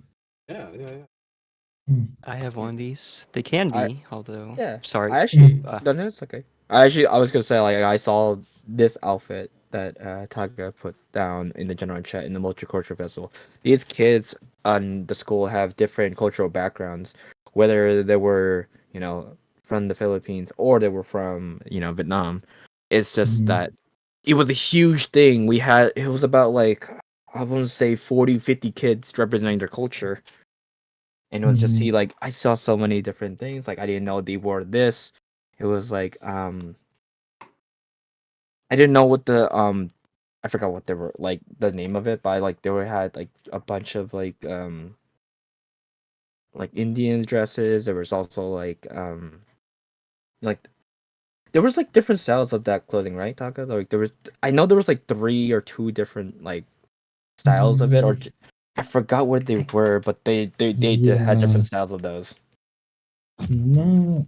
I'm trying to look My more into cousin it. got recently married to a Filipino man, and so for one part, they changed into so she's Vietnamese, right? So she changed into Ao Mhm. Yai, and he changed into something similar to what you linked in chat. And Mhm. I have to say, I think Filipino traditional clothes, because his like the groom's mother wore, I think, the traditional dress with like the really puffy sleeve, and Oh like Mhm. all of yeah. their stuff is Yeah, like so like the embroidery on it is so yeah. detailed. And I'm like, That's as really what someone it who is. sews and embroiders, I know how long that takes, and it's like amazing how detailed it is. It's so pretty. Mhm. The best parts is the colors that come out from all the Hmm. laces and the beautiful Yeah. patterns. Um, Mm. it's very it's call it Colombian inspired. Hmm. Hmm. sure. Mm. The Interesting. materials the materials they're made from also tend to be very precious. In particular, pineapple silk is very common among Barong Tagalogs. They have to be dry Yeah. cleaned. Oh, Oh. really? Very cool fact. Hmm. I was Thank you gonna for say that. too. Pineapple silk. I have Yeah. never heard of that before. That sounds Yeah. fancy Thank you as for. fuck. Pineapple That's stuff. so cool. Silk? I was gonna say it's funny that you mentioned that this is Filipino traditional clothing, but the history. I want to very quickly explain at least the history of where the Barong Tagalog even came from, at least according to what I was taught growing up. Please. Um, Mhm. you'll notice that, especially in pictures, the Barong Tagalog is, if not completely, is partially transparent. You can see through it. That's why many Yes. times Mhm. people will wear a white shirt, a white undershirt underneath it called I'm actually forgetting my words now. Or they would wear a white shirt underneath there to help cover it up. And there's actually a reason why it's transparent like that. It's because originally these clothes were supposedly given to the Filipino servants by the Spaniards to ensure that they did not have any knives or other weapons concealed. Oh. Oh, I did And not know that. Philippines has a long history of taking items left to them by previous cultures and repurposing them. I feel like, for example, the jeepneys originally evolved from American Jeeps, which were left there after World War II, as a good example. Oh. So the Barong Tagalog originally used to be a symbol of oppression and was very quickly converted into modern formal wear. That's I feel like that awesome. Kinda like happens a lot reclaimed. though. Yeah, Yeah. like a lot of the times there Reclamation. will be things that like are meant in like a derogatory way, but people from that, culture or who identify it will sometimes Oh, that's reclaim beautiful. that identity as Mhm. something positive. It's so powerful. I love it.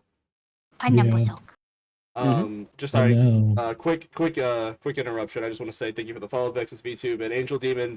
Thank you for stopping by and hanging out. Of course, the VOD will be available later, and I'll post it later. And yeah, you can enjoy all the wonderful discussions that we'll be having today. But thank you. Keep continue. Oh my god, I love that second picture you sent. Yeah, that looks amazing. If everybody is done talking, I would like to do one thing. One of my favorite things about Palauan culture is that I don't know if I can really say that we still are, because there's a lot of westernization that is happening with Palauan culture, but we started as a matriarchal society, and in a lot of ways we still are. And I think just even like the idea of a matriarchal society today is almost like fantasy to some people. And I think the fact that we still hold women in such high regard in Palau is like just, I feel like, again, very unique, very cool, and something that I'm very proud of. That's awesome. Agreed. Cool. Mhm. I love just listening to all of these different cultural aspects because Samoa kind of has the same cultural wise clothes as Hawaii does, so there's not much. If you saw it if you see it in Hawaii, it's probably the same in Samoa with a few minor differences. So it's interesting to hear about how like the different clothes that you guys have and the different aspects of all that, how each one's like individual, how they have different meanings and all that. Because now this just might be me not knowing a whole lot, but I do know, you guys remember the crown in Moana that they put on her head?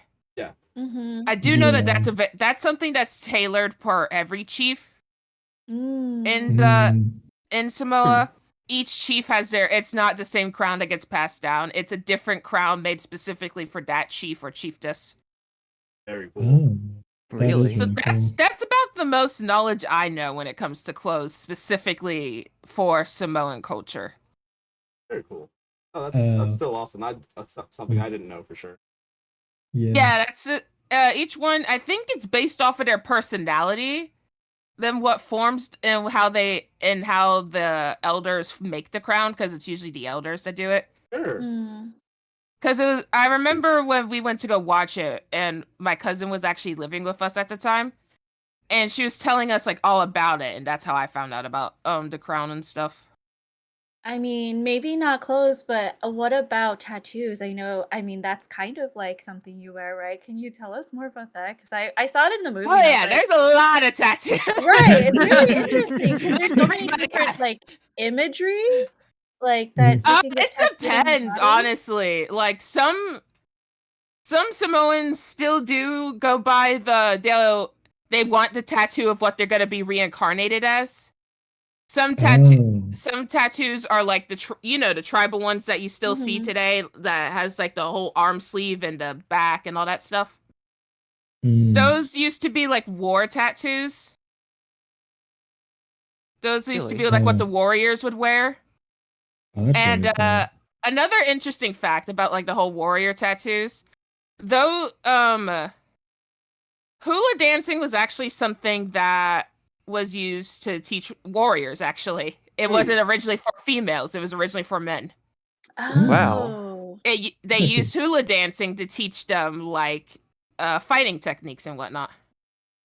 That is That's very really cool. That almost That's makes really me kind of cool. think of like capoeira a little bit.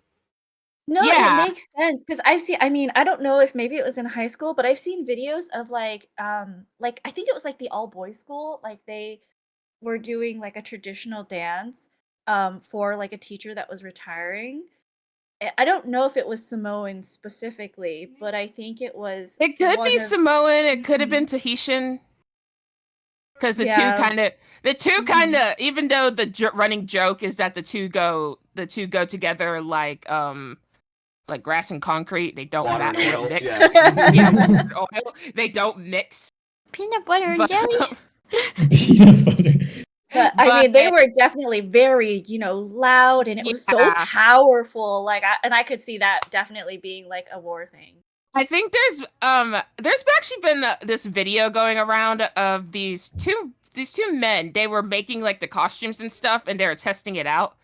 And there are so many people confused in the comments why the men were testing it out, because a lot of us grew up where hula dancing or Tahitian dancing, I don't exactly know the specific terms, unfortunately.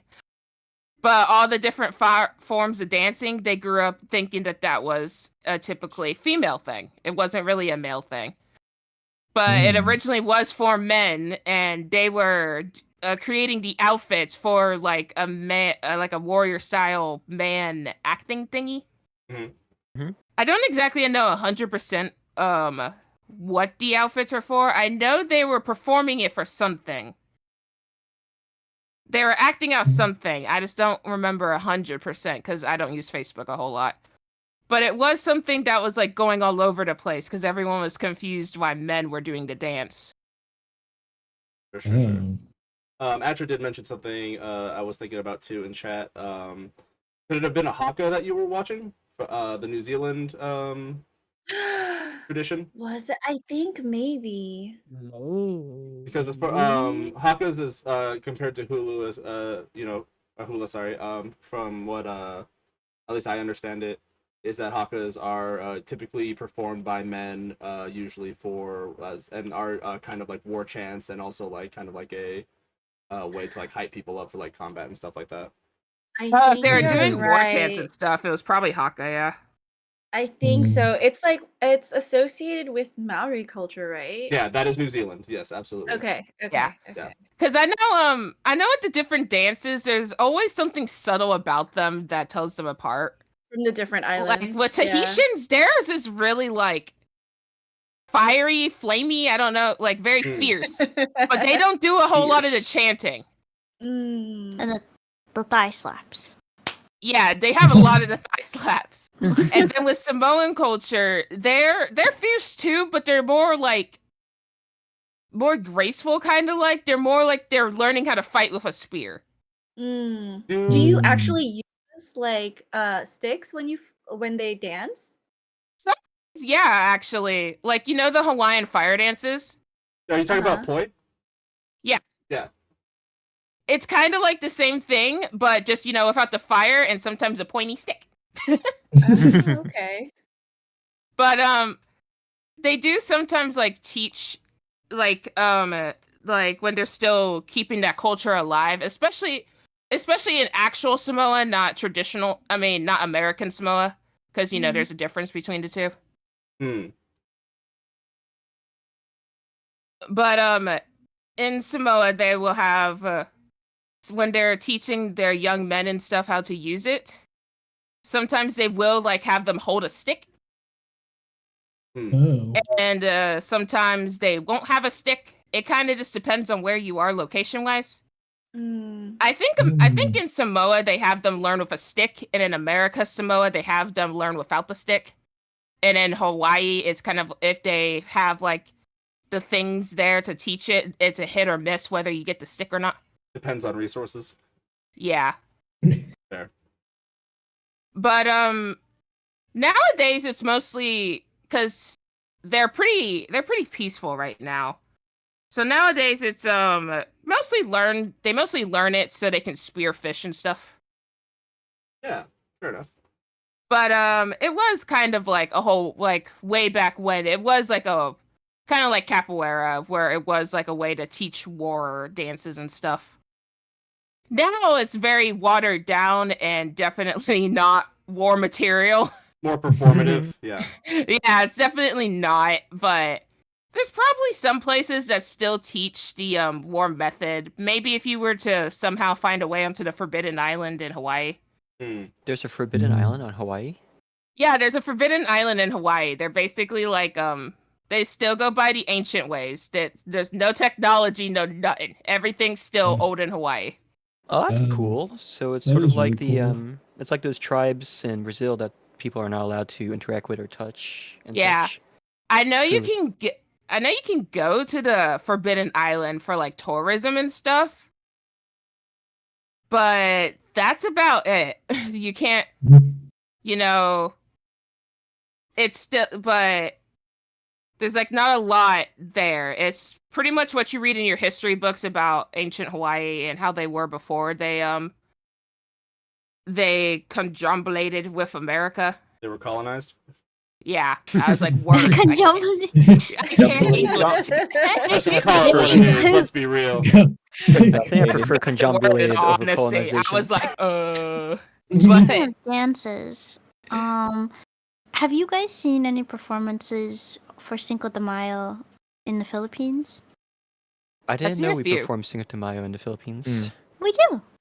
There's a Ah. parade for, I guess for the Day of the Dead, and there's this really, really, really pretty fan dance that female performers would do on the float, and apparently, this is my favorite fairy tale from when I was little, but it was inspired by a female warrior, and she would dance with needles.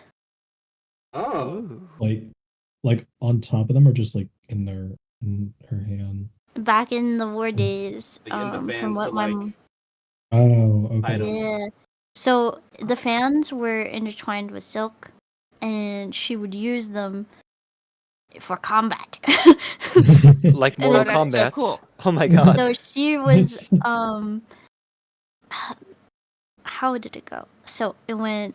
She was a princess, as Mhm. as what my mom would tell me, and there had been an invasion in her castle. She was the only one who was taught the secret dance passed down from her grandmother and then to her mom, then to her.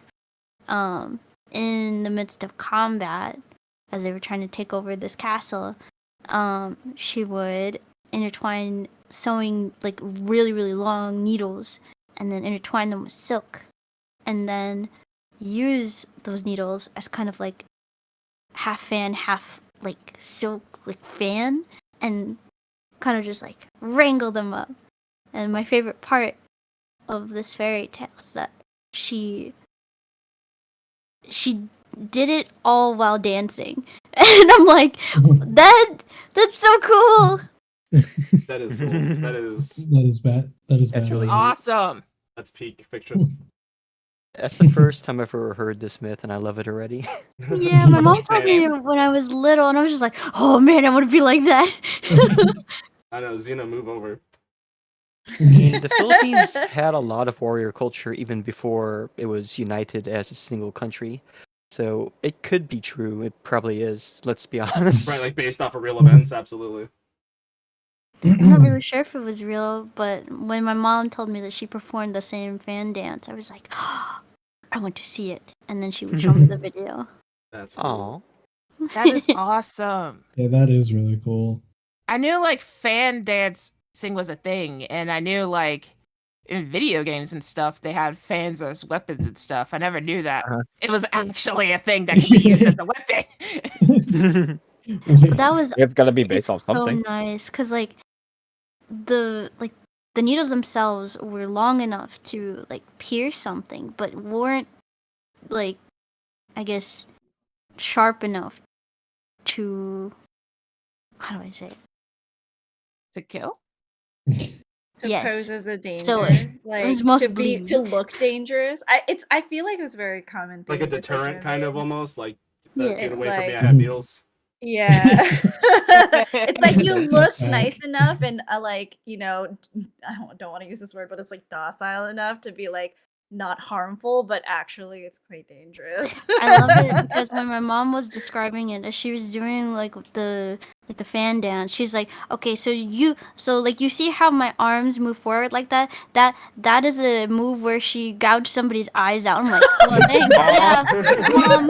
I love that passion when they're like Your explaining mom it is to you awesome. move for move, and this is when I gouged them. Like I love her. It's like, that's awesome. It's like, Thanks thanks, for Mom. sharing that. That's thanks, freaking mom. cool. Thanks. That's so adorable. It's like good night. And it's like have sweet It's like, dreams. what'd you say? Kisses. Then me dreaming I was a warrior princess trying to fend off my castle. Oh Sounds my like some God. pretty good dreams. Not gonna lie. I think tangentially related. I know that there's a story. I think this is a true story of like sisters who were Vietnamese who basically banded together to fight like Chinese government. Cool. It's like a real, and I don't want to like say the name because I'll like dox my last name, but I like think I descend from them. But basically, they Oh. like banded together, gathered like all women, and like fought against Chinese invaders. That's so cool. Would like really to hear that cool. story in more detail later if you're willing. Yeah, I'll send you like a website. That is Awesome. so cool. Oh, Atra, you be careful. Oops. Yeah, almost Nope. slipped there. Yeah, he almost nods. I was like, yeah, those them. Yeah, wait, hang on. And, I would like to say though, unless anyone does have anything else they want to share real fast, I would like to try to take a time to take a quick break. Not only is my Please. bladder about to explode, but I'd also like to give you all a chance to step away and deal with whatever you might have to deal with. But we are going to just like take a quick 10, maybe 12-minute break, and we'll try to get back on the 30. Or no, we're on the 15. So yeah, let's call it like 25 or so. Awesome. Okay. Awesome. Thank you Sounds again, good. everybody. And then when we get back, we will get to the question that everybody's been dying to hear. Yeah. What's yeah. your favorite food? Someone's gonna say it. Someone's gonna say it. I swear. All right. Thanks again, everyone. I'll be back in 10. Yep.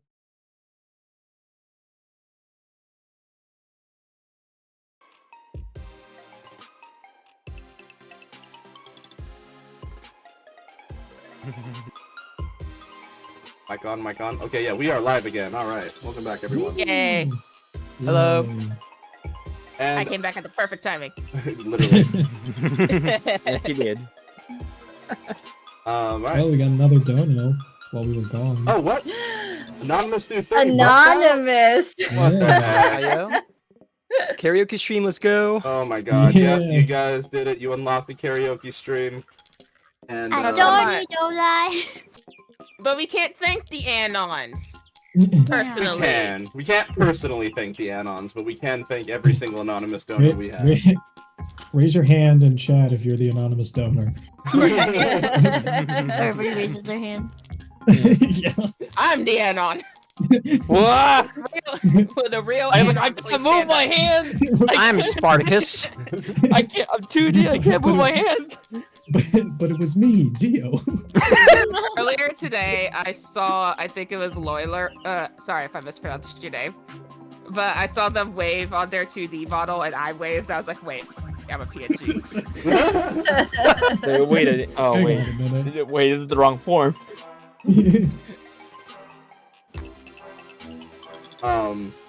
While we are talking about it for a little bit though, I just so everybody knows, I am not forgetting about doing the raffles or anything. I do think it is going to take a bit of time to do, and I have about an hour and a half left in the panel stream. So we are going to continue on with the questions just to make sure that we all have as much time as possible to talk about as much as we can. And then at the 4-hour mark, after I do the outro and thank you all for coming and all that good stuff, I will put everybody onto the wheel, and we will just do raffles like back to back to back to back. Wheel of To find out Fortune. our winners, and that will also give everybody a chance to, also throw in some more donations and be a part of that raffle. Nice. Wait, sorry. How much time again? I have about an hour and a half. So. Okay.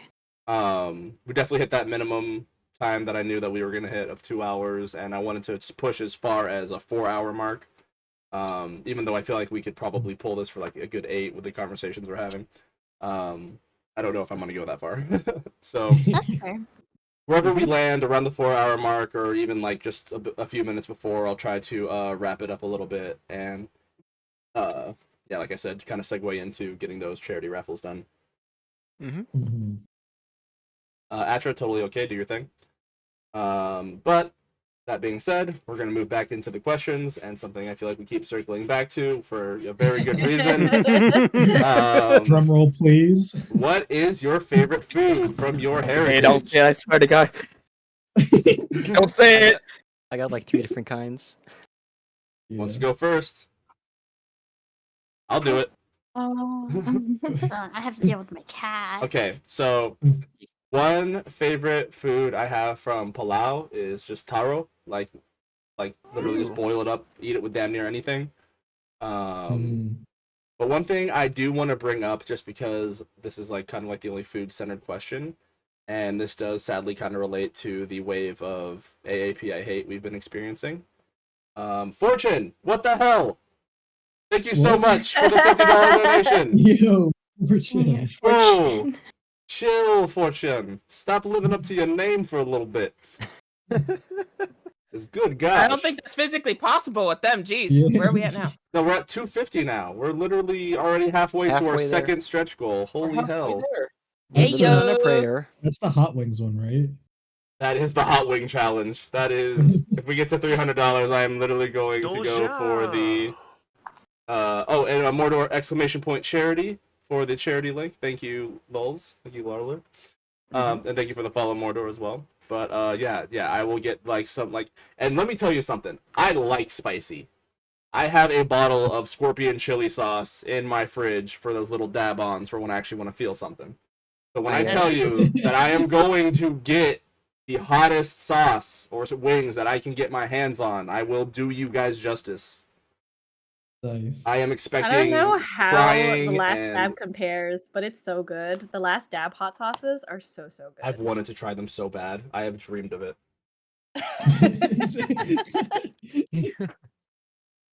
Although I'm gonna have to address the hat in the room. What's up with the hat? Oh, I I see didn't it. even notice that. Lola's a One Piece character now. It looks cool. That's so cute. you saw nothing. You saw nothing at all. But Aw. anyways, one thing I did want to bring up again that's kind of like not necessarily on a positive note, but you know how when the whole like anti-China scare was happening during COVID, a lot of Yeah. people were saying that the virus came from bats and a dish that was like bat soup. Mm-hmm. Yeah. That's not a Chinese dish. That's Irony. that's a Palauan dish. Oh. That is something that Palauans eat. Is like a fruit bat soup, which again, not the best, part of our cuisine. Which, in my opinion, it's not bad. It's not as bad as you might think. But again, What does it taste like? a little closer to chicken than I want to admit. But Okay. chicken. I wanted to say chicken, but I didn't think I that feel was like right. no, it's My like dumb butt heard fruit bat soup, and I instantly wanted to say it tastes fruity. I know a lot would of think, like right? exotic It works. meat just tastes like chicken. Most of the time, people will be like, "Yeah, it tastes like chicken." Frog tastes like chicken. Alligator Gator tastes tastes like like chicken. spicy We got chicken. another dono. Anonymous. There's my anonymous. Chill. Anonymous, dang. Oh Another my anon. god! Rip my Okay, intestines. raise your hand. Rip my gastrointestinal system. Anonymous, Ariga, thank you. Yes, So there thank you go. Thank- There's your challenge now. Yep, there it is. Talk about it enough, and we got it. Hot wings. How about that Hot chicken? wings. That's what I like to Hot, chat say hot, about hot. that chicken. Mordor wanted to get there first. Well, but yeah, that's what I want to say. That not a way I wanted bat soup to become famous or infamous. Hilarious. But My favorite foods, I think, are the breakfast foods, like sinigang, siksulog. Sarap.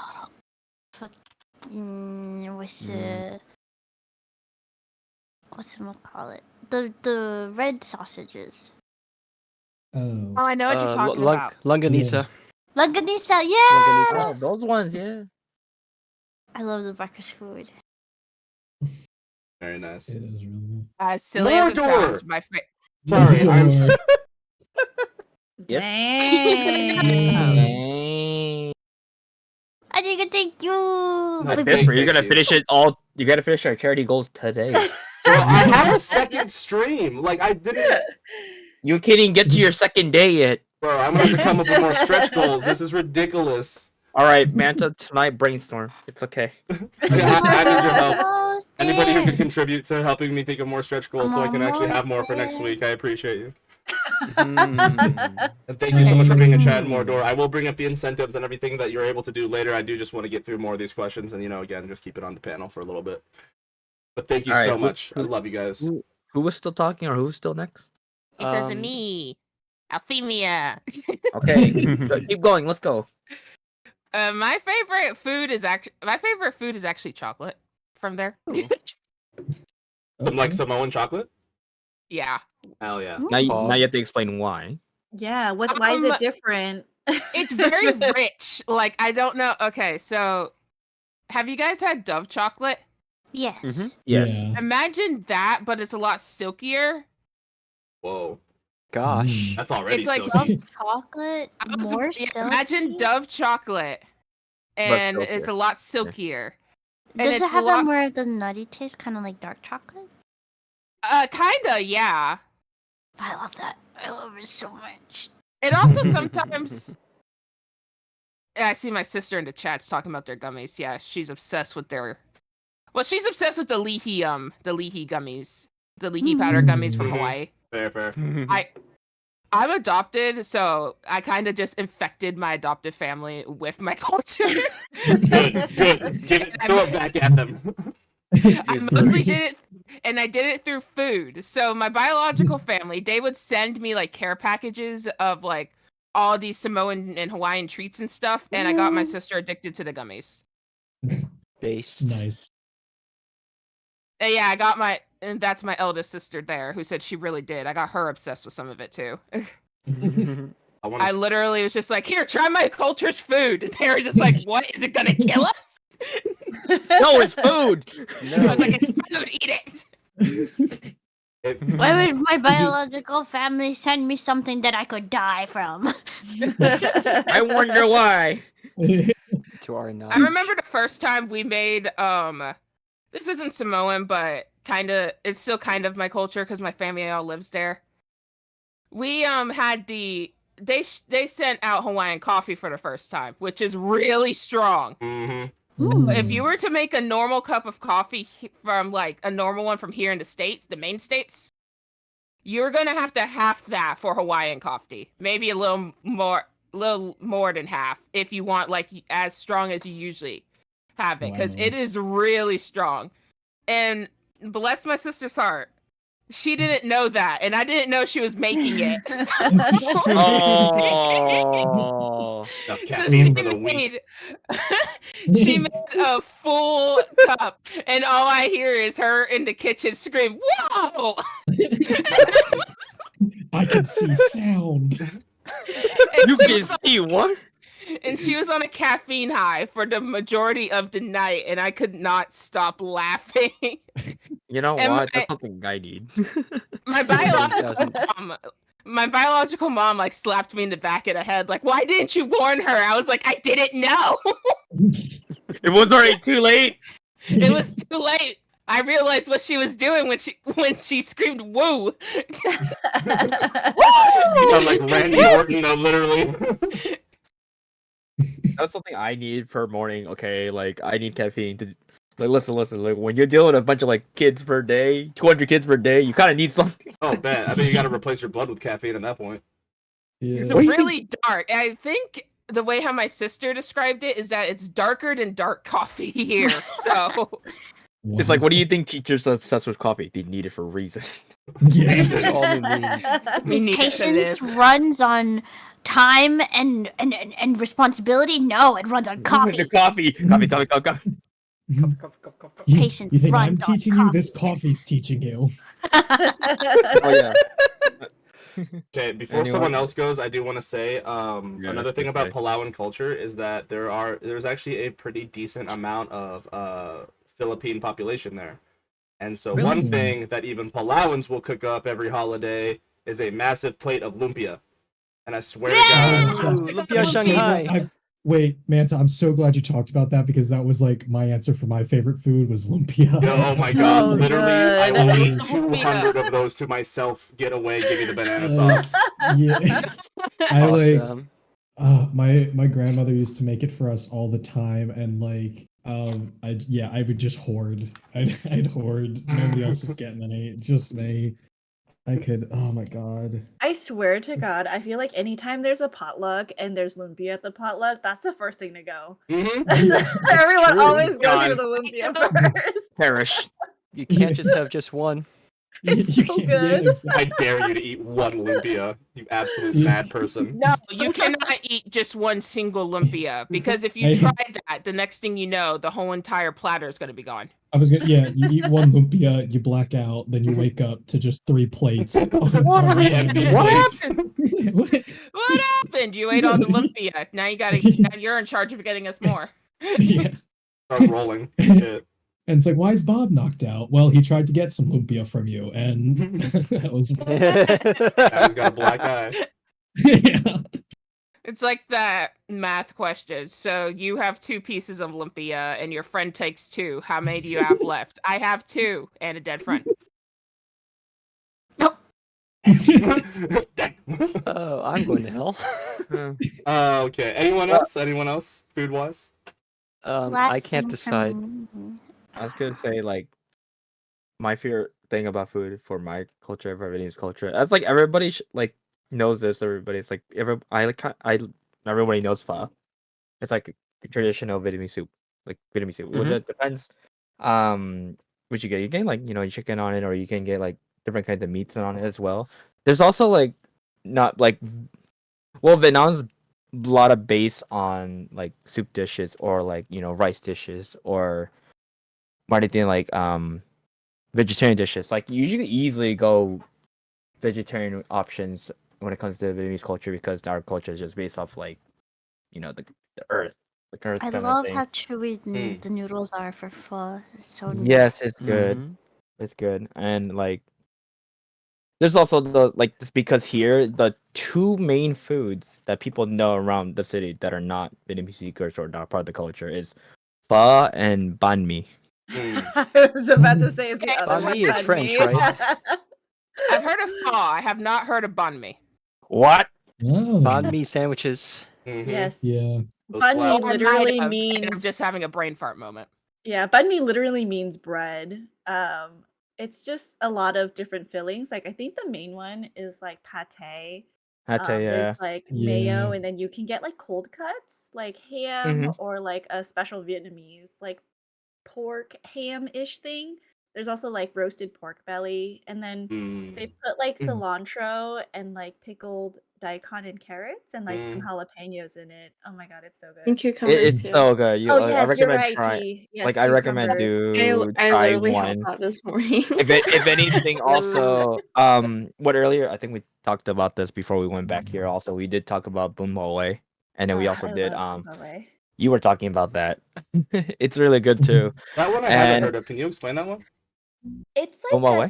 yeah. Do you want to do it, Kara? Go ahead. You can go ahead. You were talking about it first because It's you like were dragging me for the strings. So you guys know how pho noodles are flat? Mm. Boomba Mhm. noodles are Yeah. circular. They're like fat and circular. The And Ooh. yeah. Oh. And the soup is like a pork base. So you cook pork bones, and in the soup itself you can have cuts of like beef flank and pork trotter that gets cooked into the soup to give it flavor. Um and then there's blood pudding. I think T mentioned like blood pudding is like a Vietnamese kind of dish. Maybe Canto? Well, not 100% sure. It's No, it's not. it's a It's Vietnamese. not. It's a It's a Vietnamese Vietnamese dish. thing. It's a Vietnamese thing. Yeah, no. Yeah. It's not Cantonese. Okay. Sorry. But yeah, it goes in there, and then you just put like a whole bunch of like veggies, like cabbage, banana flowers that are like shredded, and then mint, basil. It's a really spicy. Oh yeah, fuck yeah. It's It can really be. good. The thing is, Well, though, it it's can customary. be It's spicy. it's customary. I was gonna say you can make it not as Yeah. spicy, but like I mean, but you who know, doesn't eat it considering, spicy? but I'm just saying, like whoever like wants to like spicy, like you can just turn that Yeah. up. You can just turn 'Cause- that up. Hell yeah. Yeah, You the know what's spicy funny? has like satay and chili peppers and like Okay, you lemongrass. said pork trotter earlier, Uh-huh. and the first thing that came to my mind was in the new gotcha game Honkai Star Rail. There's actually a little pig in there that's called a pork trotter. Really? Yes, and it's like this rare pig that drops like I don't still know what it drops. It just like drops a bunch of stuff, and I was like, huh. Mostly it? like items, mostly like the items you need to like relics and whatnot in Honkai. And Yeah. the thing I knew too, it dropped like cool stuff, but literally when you brought that up, I was like, huh. I wonder if that's why it's a pig. I don't Makes think sense. so, but you know. Like it was Mm. it was that thought process, but I was just like, huh. I also just want to mention one more food. Oh. I was just gonna mention one more food. The one thing I also did like about Vietnamese culture was bun sale. I was It's gonna like- say that. Oh, I'm so sorry. That was also I was like, that's my favorite. I also Bun like the sale. crispiness of it, but there's also a bun cock as well. That's Oh, related, yeah. like very similar but Ooh. different. This Very is all good stuff. Here, I'll put it in general chat what bun style looks like. for It's people to like see it. basically, you know how like in Korean dramas you'll There you have go. like KBBQ wrapped in Ooh. vegetables. Banseo is like, kind of like that, but it's cooked in like a crepe. Oh, that looks really good. So Batter? in English, I guess in English they would kind of say it as like Vietnamese crispy crepes. Yeah. It's like shrimp Ooh. and pork and bean sprout. And Yeah. you eat it with Woo! lettuce and like a Vietnamese like fish sauce lime dipping Mm-hmm. And sauce. the thing is, it's the same thing too. You can't this type of thing. You can't just have one. Yeah. You can't even have just one. It's the same thing as your. It's the same thing. You just can't have one. Backing off that, I finally decided on a food item that I'm going to mention as my favorite, even though it has to beat out like 6 other things. My fellow Filipinos, have you heard of something called turon? Yes. Yes. It's to describe to everyone else. It's basically imagine lumpia, except that the insides are essentially banana or plantain, whichever is available, jackfruit, and brown sugar. Oh, I've It's had so that. good. Oh my god, I it's don't know it's so what that is. good. That sounds amazing. And Yeah, it's basically I think- just deep fried. It's one of those things that you eat it and you immediately think, this is so bad for me, but I can't stop eating it. It's so good. You feel that drip in your stomach, and you're just like, oh, but also, Yeah. oh. It's like, there goes my diet for the day, but I don't care. Yeah. It's I've definitely so heard of it, good. but I don't think I've really ever had it, and now I want some. I just want all Don't this worry, it's very food. easy to make. Yeah. Is Okay, it now raise forbidden your to hand speak if you're about the going to one try food? out at least one of the foods we have mentioned today. Oh, definitely me. Hands up. I'm already looking at where I can get lumpia. We're just gonna post all the food pictures in general chat. It's gonna be flooded now. How Am to I- DoorDash do it. lumpia. Have you We should make a eaten the separate- forbidden food from We should the make a separate Philippines? text channel that's just food items. That's just and then food. Just food. Yeah, Wait, just did you like- say forbidden? Hey, it food, is Noemi? cultural. It is cultural. It is cultural, but I feel it's forbidden. Wait, Did you say forbidden food. forbidden? There's What is forbidden it? food? There's What's- no, not that forbidden. It's the one that starts with a B. Uh, Oh, balut? Yo. Yeah. balut? Oh. Oh my I thought god, you were gonna Vietnamese say people eat something that else. too. It's so Yeah, good. no, the Vietnamese people eat that too. I mean, like, oh, Cute. by the way, I was gonna say in Vietnam, like since I recently went to Vietnam like a couple years back, they sell that like by the house where where my residency was in Vietnam. They're like, yo, sell that like not like casual, like in the market. Just like here you go. It's like little cards. Like here's one. I'm like, can't eat that. My dad I experienced still it can't eat that. once. He's a very short black man, but he first cracked the egg and just gulped it down like a champ. But then he was just like, Oh, that would, it's stuck in my throat. And so I'm like, okay, Ooh. grab the vinegar. I was gonna say, does he know? Like he horrors. gulped it. Like he know what's inside of it. He did not. He did Oh, not. that's funny. He did Oh, not. no. So That's funny. It was his wild. first time experiencing it, and I was watching him in horror because I saw the little thing go down his throat. I'm like, Oh oh my god. You should Just probably to be explain clear, the can you context. explain, Noemi, what balut actually is, so people who Balut don't know? is it's Like- fertilized chicken egg, right? Duck. AKA Duck, they call it yeah. like what? It's Fertilized like duck. called a century egg. Yes. Century egg. Yes. Yeah. It I still believe has the century baby egg is in- something else. It's like century egg is the black egg that I've seen those is, though, like over like, there. buried century in egg. lime. I can't even get a picture of balut because it's actually kind of disgusting if you look at I a photo hate of it. it. I I hate it. don't. Yeah, I we're do not it gonna just show like Balut on for stream. for It's just like, really good. It just looks for your gross. sanity. Like like if you got is everybody in chat or everybody that's in the VC. I was curious. Just Google it on your own terms, but don't share. We're not sharing Yeah, we're not I sharing it Don't today. post a link to it. I know what I'm it looking at- is, but I know that it's usually put in porridge a lot. Oh, when you're century sick. egg, right? Century egg is put in porridge. Yeah. Balut you usually eat by Yeah, itself. like, Yeah. but I'm just saying, like, if anyone's like curious, like, just actually like look it up on your own terms. That's the thing. Century egg is interesting. mostly put in eggs usually, not eggs. Porridge. Porridge. It It's is so funny. good. Yeah. It's And like a I very never breakfast. really like eating it. Oh, really? Yeah, I I'm don't- not I like just- a fan. I just don't like the balut. That's it. Because my dad can just eat it like no problem, but like me, I'm just like I don't think I could do it. I used to have a problem as a kid eating it, and now I'm just like, whatever. It's Same. really I good. I'll just remember eat the it. first time my Filipino friends described to me what balut was, and they did it in the worst possible way, and I was so Oh. traumatized. You were traumatized. I was like, "You guys eat what?" And they're just Yeah. like, no, it's really good. It's good. Because they're like, It's "We not eat, fully developed chicken, but Yeah. it's there. we eat unborn chicken babies," and I was like, "What?" Though, well, People think we're not crazy. babies, but close enough. No, Yeah. no, we're just now people think we're crazy. I'm just like, no. It's accepted. And then I actually caved in and asked my mom because my mom's very into my mom was very into like besides our own culture, she was very into like all the Vietnamese, Filipino, and all of the other cultures in AAPI. So I looked at my mom and was like, "Mom, they keep talking about this thing called balut. Can I try?" And she was like, "Yeah, I know how to make it." So I tried it and I was like, At the biggest moment, I'm just Dang, like, oh, Mama okay. had recipe on the spot. Holy shit. Mama was like ready, was ready. No, Yeah, she Mom was was like- just ready for the cue. Yeah, She's she was like, she was I've been ready waiting for for it. you to I ask have me all this. the ingredients in the fridge right now. Like, Yeah. we didn't have their ingredients ready. We had to go to the store, but no, that's what I was hoping. that would have been. Oh, We almost had all the ingredients. We were missing something. I can't remember at the time. It was so like long the ago. duck egg. So you had like 90% of the ingredients already. I also Yeah, had a we were- thing too. and with I was that. just like, okay, this actually doesn't taste as bad as how my friends described it.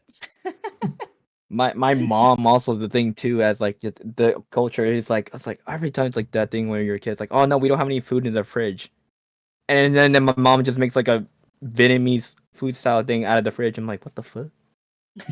How? I think that's just Happy. mom powers right This now. is 'cause mom the powers fridge right could be empty Yeah. with just mayonnaise and a loaf of bread, and your mom would be like, "Watch this," and all of a Yeah. sudden, bam, full 5-star course dinner. It's like, huh?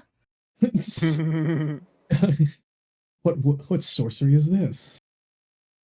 That's being a mom. It's true. All right, if we all have had a moment to speak on our favorite foods, considering the kind of time that we have, we're just over an hour for talk time. I think I am going to skip a couple of the next questions just because they are pretty Mhm. similar. Mostly just having to do with like your favorite types of media and stuff. I kind of want to skip to hearing about maybe some family traditions that you still share or have.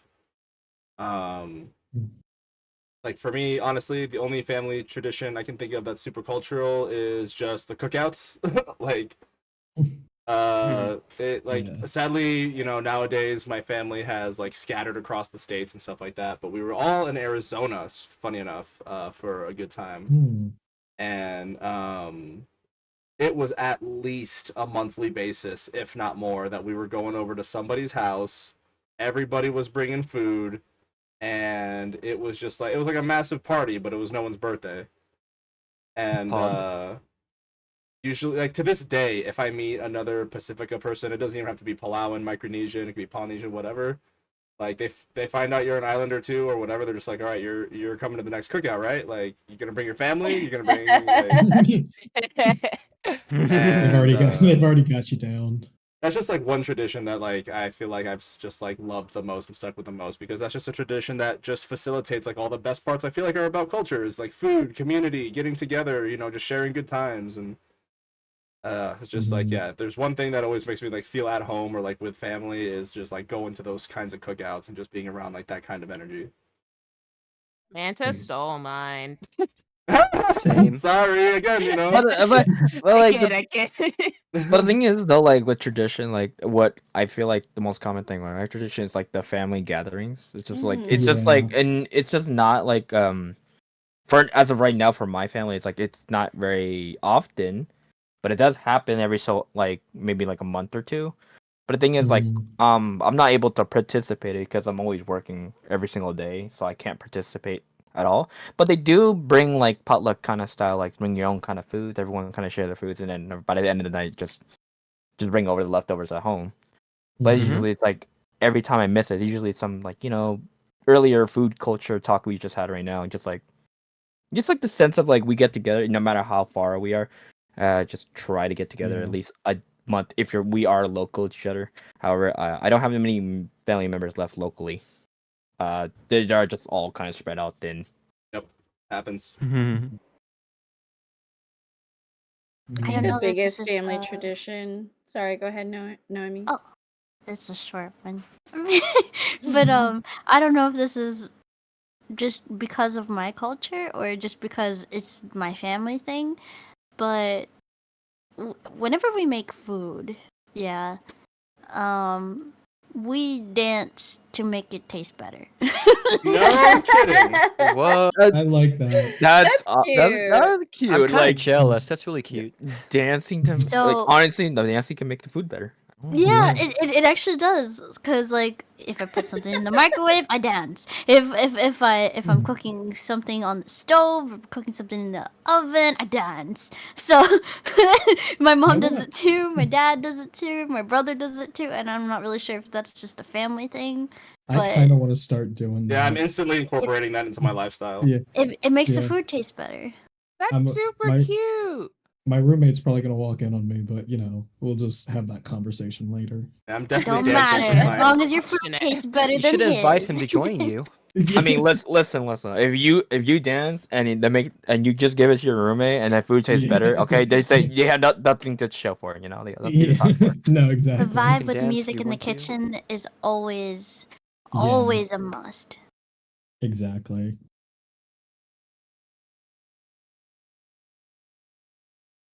You know, I I think could for kind of- me, it's Vietnamese New Year's. I still go home for that, Tell me even about if I that. don't like talk to my parents too much. It's so I think it's very similar to like other Asian New Year's, but what I know specifically about Vietnamese New Year is it's usually married couples will be obligated to give out red envelopes to the unmarried children in the family. Dang, it's like a Oh. call out. It's what happens here. Yeah, But so if even if married you're like too. 30 or 40 and you're unmarried, you'll still get red envelopes. Oh no, You're that's always gotta like feel that. a Hey, certain you know, type of you're- way. That's how your family is. It's just like when you're like 30s or 40s, they give you the same talk. And it's just how Yeah. it is. When are you gonna give me Did you notice grandbabies? it's Right. boyfriend? Give me Sounds like something grandbaby. like But to receive the red envelope, you first have to wish that person. You have to like bless them with some wishes, like, "Oh, I wish this year, you find a lot of happiness, that things go your way, and you make a lot of money, you live a long time." Like all those kind of blessings, right? And then once you're done, then they've received your blessing for the year. They pay you for it with the red envelope. At least that's how it's represented in my family. Like if you don't do the blessing part, you can't get the red envelope. And there's like, lion dances. There's like I think there was like this whole thing where at before midnight everyone has to leave the house because it's really important that like the order of people entering the house in the new year is really important depending on like the zodiac animal that you were Oh. born into. Oh. So I remember one Oh, year that's my dad cool. my dad was like, "Okay, everyone out of the house. It's like not midnight yet, but we had to stay outside until my dad figured out like the most like fortunate like order for us to walk back into the house after the firecrackers went off." That is really interesting. That's actually Cool. true. Yeah, that's Yeah. I actually true. love the whole like I love like zodiac stuff, so that's actually really cool to know about. Mhm. Yeah, What every year are year you? is. Oh, want to talk about who? Oh, what year are you for the zodiac? I will decline to say. That because that reveal how old you are. It will reveal just in case you want to tell everyone. Just be aware that it will reveal how old you are. Because the, Yeah, snake. the year of the year the animal you are is celebrated. Like let's just say like, oh, this is like year of like I'm not gonna say either, but like yeah, it would determine how old you are because it was just like, oh, they could trace it back and just like, oh great, they Yeah. know how old I am. Yeah. But Well, I plus or don't minus mind. 12 years. I am. right, yeah. Yeah. Let's see. I'm the year of the snake. Same. Wait, which zodiac are we talking about specifically? The lunar sign. I think The like Asian one. the Yeah. Asian The, zodiac. The Asian one? the Oriental one, yeah. Yeah, I'm a rat. you're You're a a rat. rat. I'm a rat. We're just revealing all of our zodiac signs. You know, Well, it's I funny. said I my think birthday earlier, Vietnam. so I don't mind. I think Man, so that Vietnam is the was only stretch goal. country that celebrates the year of the cat. Actually, Really? Oh. Okay. Oh. yeah, because I think is it this year that's the year of the cat? I don't think so. Today I don't. is We the don't There's- recognize the year cat. of the I was gonna say, wait, there is a year of the cat? No, this Yeah. year's Well- this year's rabbit. This year's Oh, rabbit. this The It year. cat's is not a rabbit. part of the zodiac because of the legends. It's interesting to hear that anyone recognizes the cat as a sign. Okay.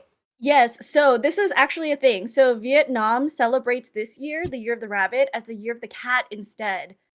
So yeah, it's That's really weird. It interesting. happened, and it's like I learned about it this year because it's the year of the cat in Vietnam. Interesting. That's One actually question I cool. had is that the Vietnamese New Year on a certain date or like time of the year? I think it's celebrated like sometime late January, early February, same time as like Chinese New Year. Like February-ish? Yeah, just based on the lunar Mm. calendar. Yeah, yeah. Next year's Oh, gonna be year of the dragon. this is why. So Yeah. one of the explanations is because the cat and the rabbit sound very similar, like the Vietnamese word. So Mm. That's Yeah. really interesting. Yeah. Just so everyone knows I'm a monkey. Who said that? Return to monk. Oh. Return Return to Bong. to monk. Oh, I guess everyone's like in London. 2 people in chat just said that they're one's a boar, one's a horse. My son's cool. a rabbit. Rabbit. Oh, Mm. Forgot Rabbit. what my kid is. If anything, okay. So I'll A just say goat? mine. Mine's an ox. oh, Mine's I think we talked about it too. Mine's a snake. Yes, I heard yours. yeah. I Yeah, I can't heard believe there are yours 3 too. snakes in chat. Awesome. Stop Snake. it. Slithery snake. I am also a snake. Oh, Stick a snack. so Wait, you're all we have the majority same, snakes here? You're all the Yeah. same age, plus or minus 12 years. Yeah, but it's like it's like we have a lot of snakes. With that, I'm guessing it's plus, but Mordor's rabbit. You're not wrong. And the thing is though, like if anyone's curious that is not part of the culture, they can always look up like, hey, what's like the year they're born, and they can like, hey, what year was I born in? Like, and then the thing is that they can check the zodiac. It's a Fun- 12-year cycle, so there's 12 animals. Fun Did fact you about guys the. know? Oh, go ahead. Sorry, go ahead. So did you guys know the year of your specific animal is supposed to be your unlucky year? I was gonna mention that. Yep, do Yeah. not think that your Excuse year is me? going to be your Are you year. It is the serious? year to stay the No. fuck inside. For real, yeah, for No. real. The year Hey, when it wait. comes, you better stay inside.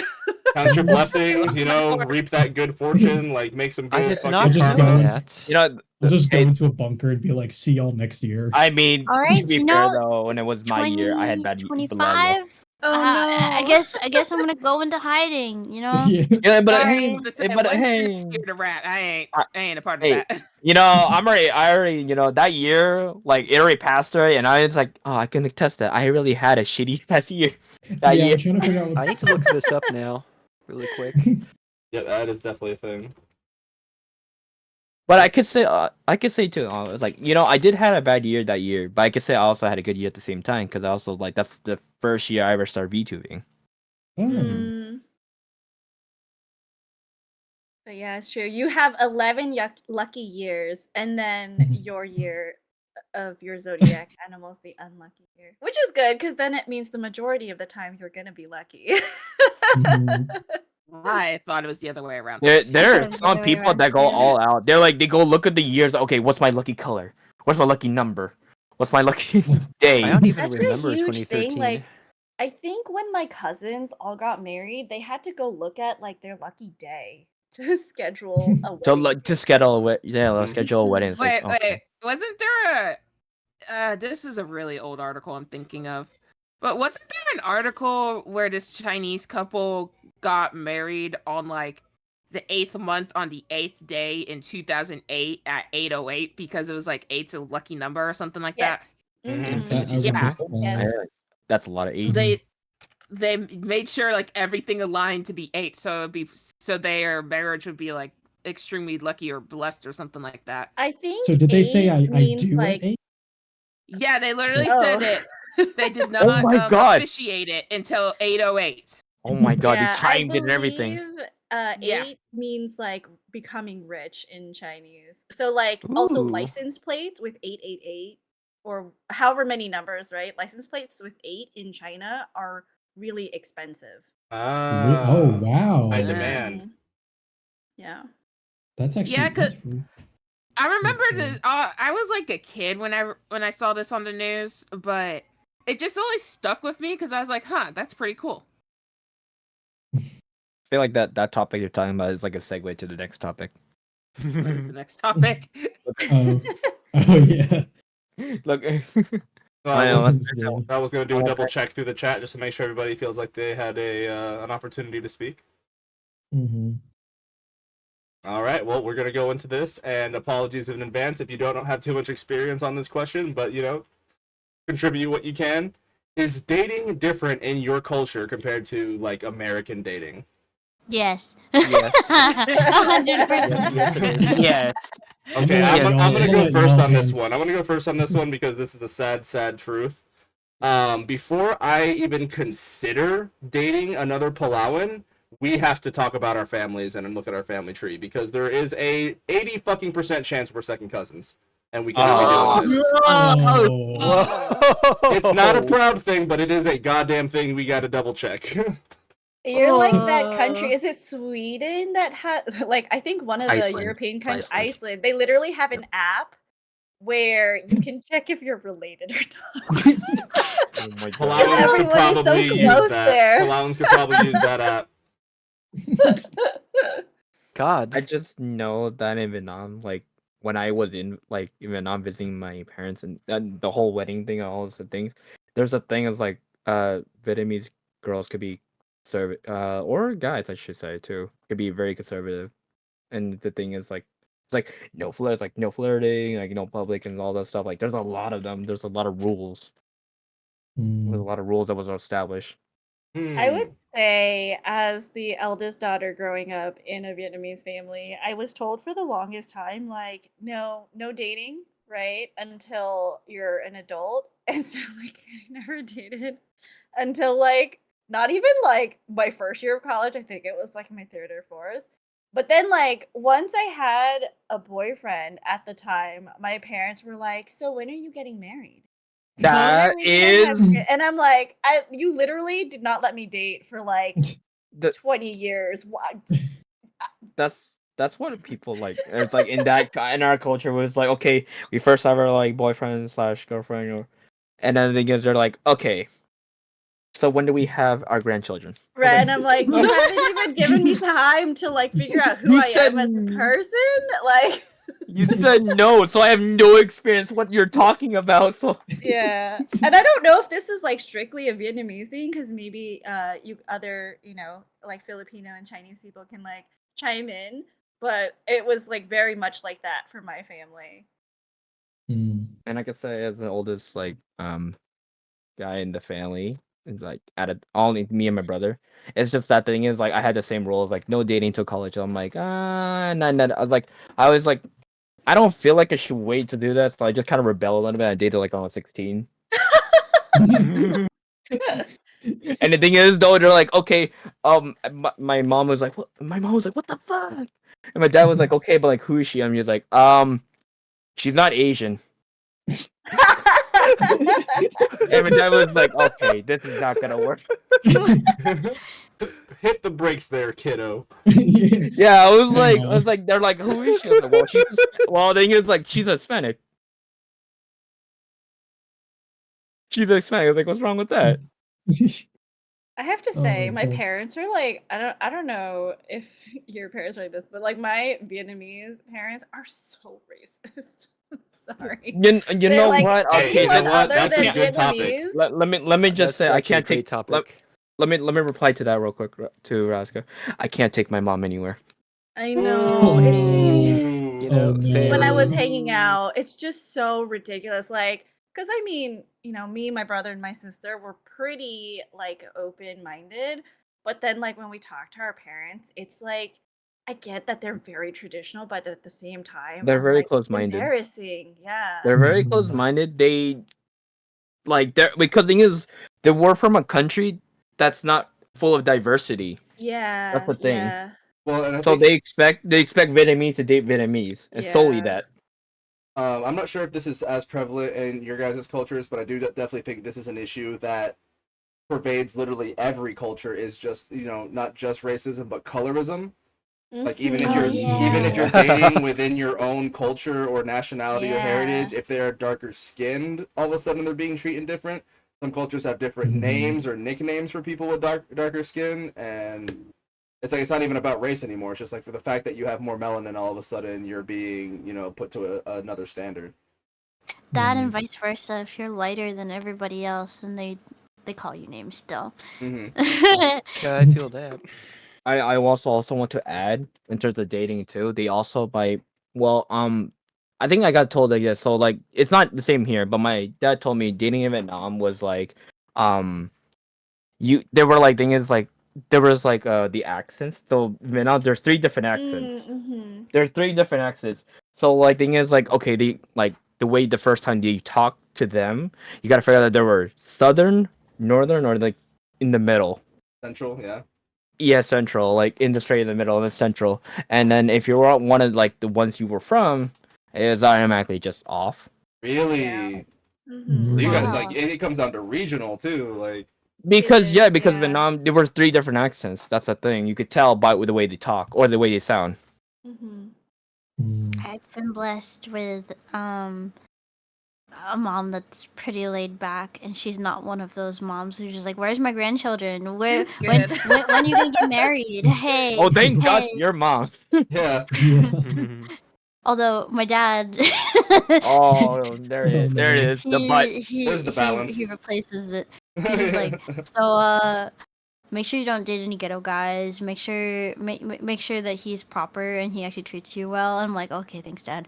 And like that's like any parent. They're like, oh, there's the good one, and it's like, oh, there's the but then there's the one that has opinions, Yeah, right? Yeah. He's the one holding the shotgun at like maybe 10 p.m. if I don't get home Oh, my early Lord. enough. oh no, not that Oh, one. It's like man. if she's not home by 10, we're gonna have problems. But dating for my mom is a story. Oh, so she's very her she's considered very very pretty, and in her area in like in general she's very pretty. She's mistaken as my older sister multiple times, and every time we go to the grocery Dude, store same. I'm like, Same. hey, so is your sister single? Like, that's not my sister, that's my mom, get the fuck away from me. That's crazy. Get away from my mom. And as the You oldest heathens. child, she has told me a lot of her dating stories. There's this point in high school, or kind of like in the transition where she's going into college, but also graduating from high school, where she had this group of friends. Anytime a guy were to be confident enough to ask her, her and her friends would ask. Well, she would ask him out, to a place so that they can talk, and then immediately they would essentially surround him, put him in a chicken Oh my cage, God. and then What? hose him down until he can answer their questions. What? My what? Hey, waterboarding What? your mom's boyfriends? Is this culture or is this not culture? I have no idea. I have never think it's heard just of my this mom. before. Psychological. I don't it's think just I my don't mom. think there's a culture for that. I think that's think it's just my like mom. I think it's just your think she mom. was batshit What insane. kind of So clockwork orange dating system is this? What that part was of the Philippines is your mom from? So I wanna- I could never date anyone from there. again. we I were from think I- Cagayan de Oro, so near Elegant I- City. I'm no expert, but I think that's a red flag. Don't quote me, but I think it's a red I flag. can So- tell you about an ex family. That's just one. That was just one guy that confessed. The other guys either got brandings, whips, or like What, bro? Whoa! Did you Whoa! say that brandings, from the whips, Moro region? spankings. She was ruthless. So I'm when Gosh. I'm you know, so happy that my dad met her at a decent time You in know her what, life, like, and all of that violence had, come out of her body, because she's the nicest woman you'll ever meet. But when you hear about her childhood, I'm like, Mom, why? I just want to say your mom went through a change, but I'm glad she went through that change because damn, she went from batshit crazy to like, oh okay, she's nice now. Yeah. It's like, She went from mean girl to heavenly. your dad's probably said I can fix that. Fix her. No. So, she told me her mistakes of her alleged pursuers. They never talked to her ever again. So No fair way. Your enough. dad literally The Still said mental not in that. trauma. contact. Can you imagine the stories they tell their kids though? It's like I once went after this girl and she like hosed me down or something. Like She put me in a chicken cage and she hosed me You know down. what? She also Like tried to approach me with now a you have branding stick. stories on stories. We have our stories from our parents, and now we have our own stories yeah. along with it. that we tell on stream and stuff. Yeah. Once So they're everyone's gone. it's all recorded and everything, but it's like it's fine. Somebody is listening to this stream, and somewhere they're gonna be like, "Wait a second, that story sounds familiar." Wait, I know her. Where has she been all my life? I'm like, in America. Sorry, bud. It's- Yeah. Oh dear. Well, I also just had my past dating experience here versus that though. Like the thing is like the segue to that for this conversation. For this and then it's like because I had an ex that was like in the her Filipino side it was just like very conservative though. They were batshit crazy. They were batshit crazy to me. They were it was a lot of like racial things too. Sure. But like there was also because the thing is though they were like very conservative. They were like not accepting anything I do, and I did like get mistreated for it, stuff like that. That wasn't the Aw. part of the reason why we part ways. Not the family part because I already knew kind of thing. But the thing is though she also was batshit crazy. But that's a different topic. Yeah. Mm. See, when it comes to me and dating, nothing really. My family just didn't care. Same. And I that's would sometimes like the thing. my mom would just like tell me everything I needed to know about dating and stuff.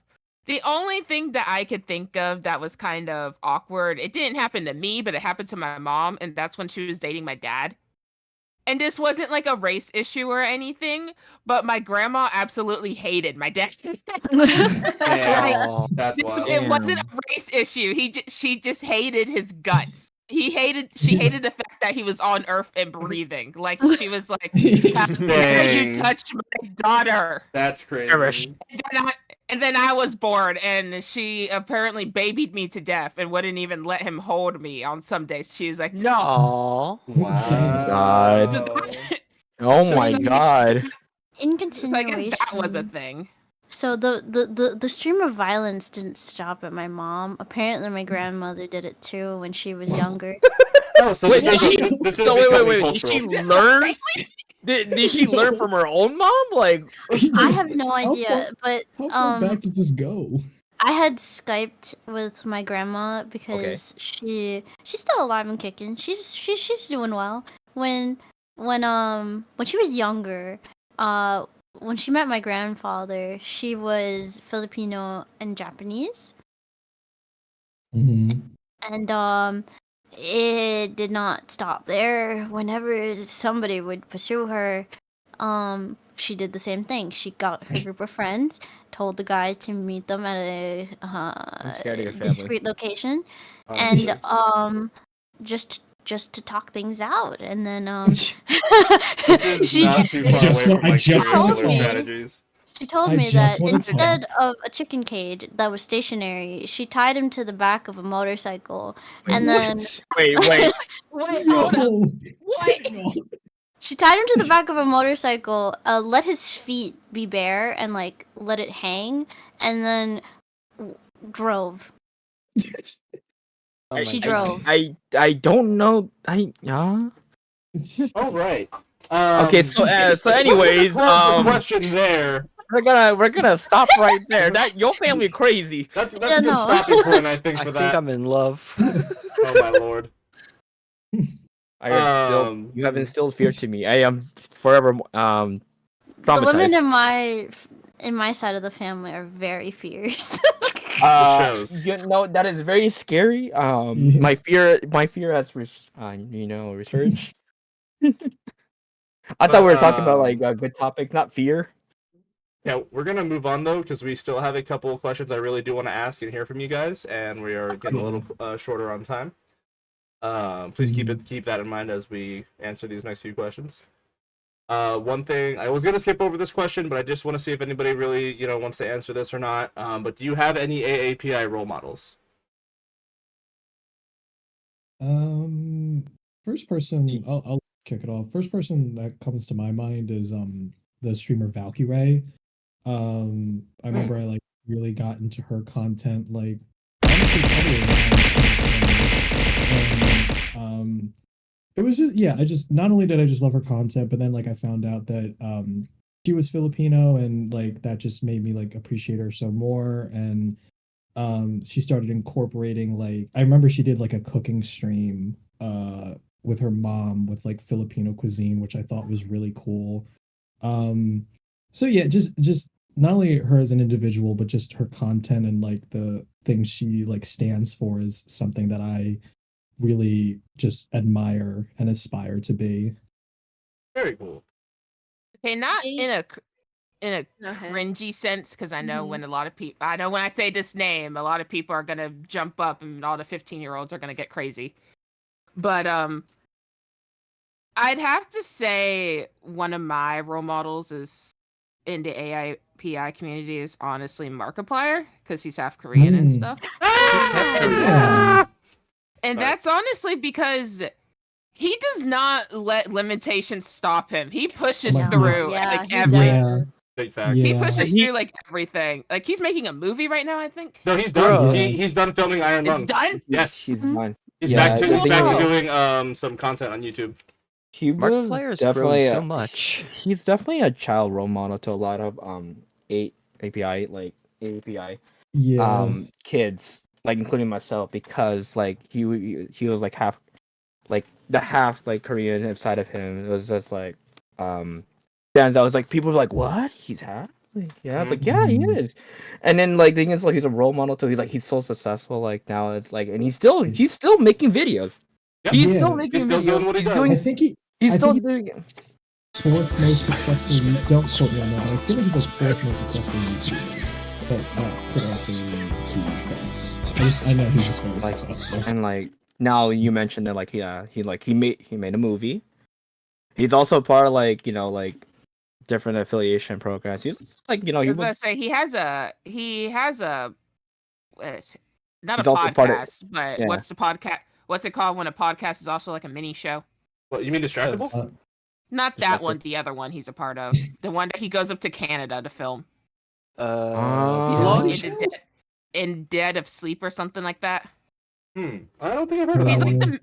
He's like the main character in it. I forget what it's called. Okay, well shoot. Not to But- mention okay, keep going. Sorry. I'm gonna say it. Is that he's also done the two in space with Markipliers and all the other Heist of YouTube. Markiplier, yeah. Yeah, Heist And of Markiplier. that was Date with nominated. Markiplier. That was Emmy Yeah, nominated. it That's was- wild. Yeah, he did. Oh yeah, I That's knew that one. crazy. I I don't know think why I was shocked. Markiplier was also got put into a game that I disliked too. Like Yeah, game he's in- dislike? Yeah. Dislike. Yeah, Oh, he's in in Dislike. dislike. Yeah. Yeah, I saw that. Yeah. He's in Dislike and he was in AFK Arena too. Yes. Really? Yeah, he And not- literally just doesn't let limitations stop him. He's like, I want to do this, therefore I'm going to do it. And he did it. And he was Literally. Yeah. not to mention he also did like, like promote like the way like and I'm gonna say the way he promoted like his podcast or anything like that, but the way he like did it is just like everyone kind of broke his goals, and then the fact that like right now like we're all thinking about like, what he had to think about what his stretch goals was gonna be like too, because everyone just supported him so much for it. Yeah, because they always break the website whenever he does stuff. Yeah, basically. Yeah. But it And does then- show that he does still have some humility, which is really cool.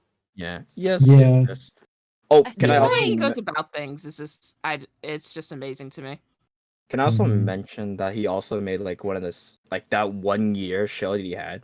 Yeah, Unis- Unis Oh, Honest. honest, yeah. Artists. And then the thing is though he also made that too. Like that's the thing. Like he was just a part of like I feel like he touched everyone's lives at some point. He's a fantastic Honestly, talent, yeah. that's for sure. Yeah. I feel like a Yeah. lot of early YouTubers were AAPI. Like, I don't know if you guys remember like Wong Fu Productions. Yeah. Man, Yeah. like Yeah, all Ryan of those Higa. creators, I think, really like gave us a platform to like be out there in like the general public. And I think like more recently, Eugene from the Try Guys, Oh yeah. he's Eugene. huge, right? He's an icon. Yeah, Eugene, I mean, yeah. for real. everybody from like offline TV, they've Right. really inspired content nowadays. Yeah, Mhm. some Um, smaller creators that I really look up to are like, well, I don't think they're small, but Two Set Violin on YouTube. Yep. And Yeah. I follow like niche YouTube, so like Min Jin Lee, she's like a Korean American creator who does sewing, and So Steen as well. She's like Chinese American. And she's like a doctor, but she also has a YouTube channel like doing a lot of like historical dress. It's amazing. That's awesome. Yeah. And not to mention like or was it I think mentioned it like where they would just have a bunch of like models like the YouTube platform was a gateway to like just like a Yeah. lot of people to know like our culture is like Make it we more just say like was mainstream. Mhm. Yeah. yeah like was it what sure. was like was the number one like I think we was it Ryan Higa was like part of like was he number one for like Yeah. a long time? He was one of the top Like, YouTubers in he like was the like mid one of the- 2000s, literally. Yeah. Mm-hmm. Yeah. And now he streams, I'm pretty sure. My So favorite YouTuber has to be. sorry, go ahead, um, Naomi.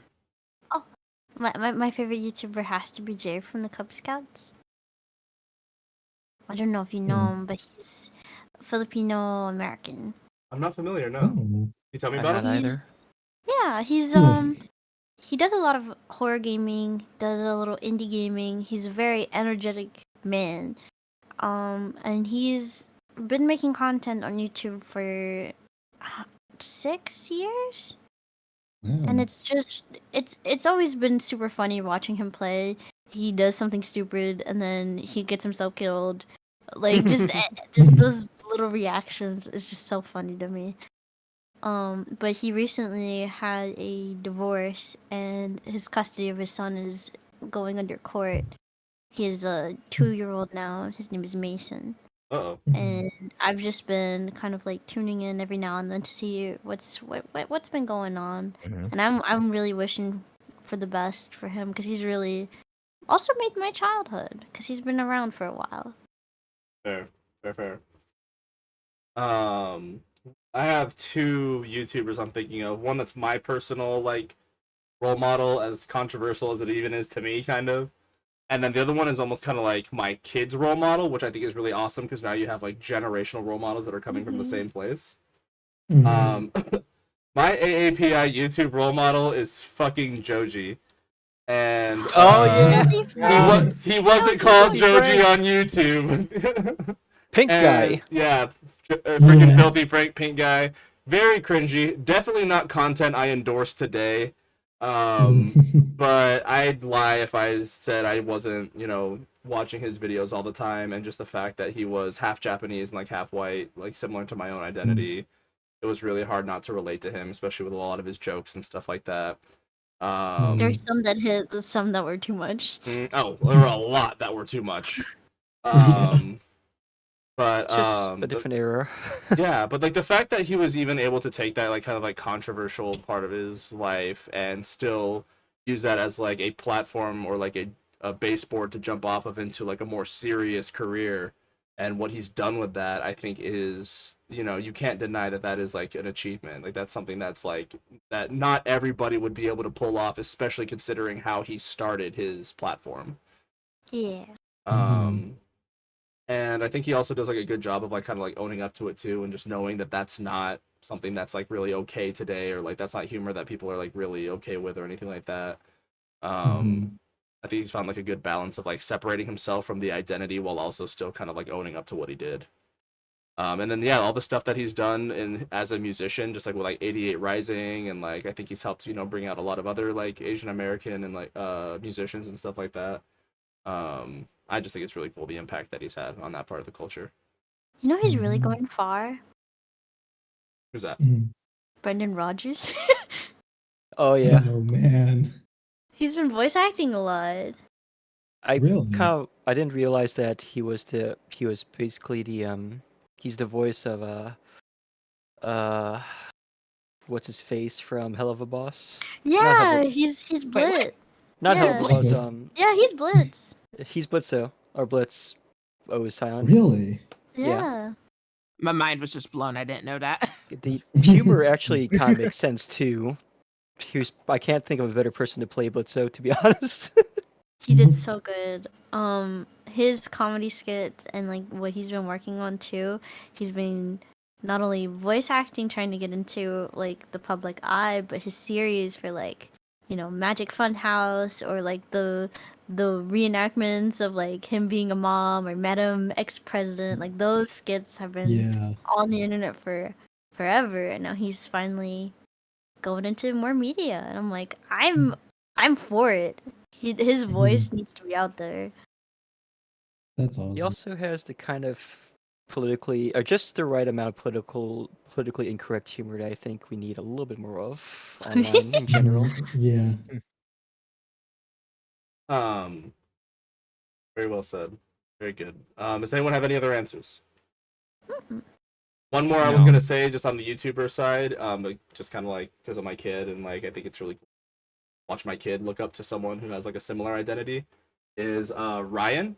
If literally any of you have kids, or like even like a little kid, or have even been in the freaking toy section of a store in the last 5 years. Ryan does. Oh no. Like Ryan does things. Yeah, or Ryan does whatever. things. Ryan's World. Ryan Kaji is his name. Little kid who just like blew up on YouTube because of his parents just did all those like toy opening videos and stuff. And I feel like he was a part of starting that trend on YouTube and that huge blow up of like, family YouTube channels and things like that. Oh yeah, for sure. Yeah, my kid obsessed with him, absolutely, and it's just like it's cool because like that makes my kid be like, oh, I can do that too. Someone who looks like me can do that and be successful. I think it's just like really important. True. But moving on to the next question, and welcome everybody in chat. If you're just stopping in, thank you for stopping by. I really appreciate you. We are getting to the end, our last leg here of the AAPI stream, our first one ever and charity stream. I just want to say here before we get to our last leg, it's been an amazing success. Thank you, all of you, as guests, for coming and being a part of this. I still cannot Thank you for express how hosting. proud I am of just like all of you and all of us, and just like doing all of this and like actually coming together and like being acting like a community. You know what I mean? Thanks for inviting us. Yeah, thank you. Yeah. Of course, and I just want to, Yes. and I'm not trying to single anybody out, but I gotta give a special thank you to Atramentum because, again, he's helped in more ways than one in putting this together, even like with helping out with like finding, potential guests and even giving me the courage to just let us kind of talk and chat in a comfortable environment instead of just having to go down the line and make it like a super rigid interview type situation. So just thanks again, Atra. And Yeah, of of course, course. the I rest knew of you you. could do it. Absolutely. Oh, stop it. Thank you, but now stop it. Okay, so we're gonna get into our last few questions. Again, please be mindful that we are in like less than a half hour time. If we go a little over and you guys are okay with it, I'm okay with it. But for those who it is getting a little late for, I do want to be respectful of your time. Yeah, last few questions, and I think this one's a big one considering we're all VTubers here. Has your heritage influenced your VTuber persona at all? Surprisingly, yes. I'll go ahead and go first just because I will say that my VTuber persona is basically entirely almost like based off of my heritage. Manta rays are super significant in Pacifica culture. They symbolize like wisdom and prosperity, longevity, things like that. And the ray, I changed up the ray in Manta ray for it to be Japanese to mean spirit. Just to kind of like incorporate both sides of the heritage, and as well as kind of like also as a little bit of a callback to Moana, actually, like I'm not gonna lie, like that scene with the grandma kills me. Oh yeah. Like I am so Oh, close to my no. grandma, and like I'm just like I am Moana. Cry I don't every care. time. Literally. Like if I am reincarnated, I want to come Same. back as a manta. I don't care. I'm gonna listen to the soundtrack after this. That's amazing. But yeah, so yeah, no, huge part of my VTuber OC, but please, anyone else, please share. I'm the same as Manta. my heritage is my VTuber. Althemia is literally completely based off of Hawaiian spirits and stuff, specifically the Night Marchers. Ooh. And she's also based around the story of Hi'iaka and her sister Pele. Oh. And not the Disney, not the Lilo and Stitch version. That I know the story was told in Lilo and Stitch, but she's not based off of that version of the story. Fair. She was based off of to give a quick rundown of it. Yeah, sure. So the beginning of the story that was set in Lilo and Stitch is pretty much the same as what all the other versions of the story are. Pele sent her sister Hi'iaka to go get her lover Lohiao from another island because she couldn't cross the water because one of their other sisters kept trying to kill Pele by drowning her because, got fire goddess plus water does not equal. Don't get along. So, yeah. So, Hi'iaka took a bunch of other Hawaiians and went to go get Lohiao. And unfortunately, by the time she got to Lohiao, he actually died of what is believed now to be broken heart syndrome. Oh. So she brought him back by praying to one of the other goddesses. But it took a while, so she wasn't able to make it back in Pele's deadline. So since she didn't come back within Pele's deadline, Pele took out her anger out on the Hi'iaka's lover, who was Hope, and she destroyed Hi'iaka's forest, which is like little fire trees, kind of like. They look like little fire trees that grow on the sides of volcanoes. I forgot what they're actually called. So when Hi'iaka came back from her journey, she sees her lover that's encased in stone, and she sees her forest completely destroyed. So when she she took her anger out by climbing the mountain that Pele lives in. I mean, climbing the volcano that Pele lives in, and she kissed Lo Hiao right then and there, just where Pele could see. Wow. Wow. So Pele got mad, erupted the volcano, killing Lo Hiao again, and killing all of the little killing all the people that went with Hiiyaka on her journey. And Hiiyaka was the only survivor, and then eventually the sisters stopped fighting, and Hiiyaka brought Lo Hiao back. And during that fight, after they were done with their fight, when Lo Hiao was brought back, this is where the legend kind of differs. The Lilo and Stitch version says that Lo Hiao chose to stay with Hiiyaka. That is one of the versions. The more common version that is told is these other two branching paths, where Lo Hiao went back home and stayed with neither sister, or that he stayed with Pele. There is another path that's not really talked about a whole lot, where he took both sisters. Yeah. But for Althemia's lore purpose, she was one of the people that died as collateral damage by Pele. Okay. Very cool. Mm-hmm. Yeah. So she literally is pretty much my whole entire heritage there. I love that. I sincerely love that. Can I go next? Of course, please. So I mentioned earlier that at first I thought that the character, the VTuber persona that I am, was based mostly off of my science fiction writings and had nothing to do with my racial heritage growing up. But when I thought about what we discussed earlier in the stream, it's actually kind of cool that we put all the heavy stuff in the beginning and we just talked about all the fun stuff in the middle and the rest of today's stream. The more I realized that actually it is almost directly related. The character that I am, that I appear to be, is this sort of bizarre, kind of bizarre artificial intelligence that was born from nothing, and they lived on a forum that was pretty much just meant for misfits. They got bored of living there for a while because their entire existence pretty much revolved around nothing. So they tried escaping from it to find a place where they could belong. And when they did, even though they found other people that are just like it, other artificial intelligences, they didn't really match anyone else because most other AIs were created by something or someone, and my character does not have any creation, and they don't really fit in with others. And the more I thought about it, the more I realized that I subconsciously kind of wrote how I felt about growing up being Filipino in America, with the realization that I am kind of on the fence as far as how much American culture and how much Filipino culture I've chosen to adopt. I'm kind of like somewhere in the middle.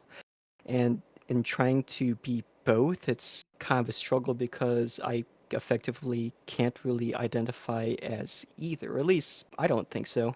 Right. One of the things that I was really glad for that I don't think I've ever taken for granted since becoming a VTuber is that when I decided to be more public about I'm also Filipino beyond the screen, no one really questioned that. They just kind of accepted that, oh, Lawler is also Filipino just like us.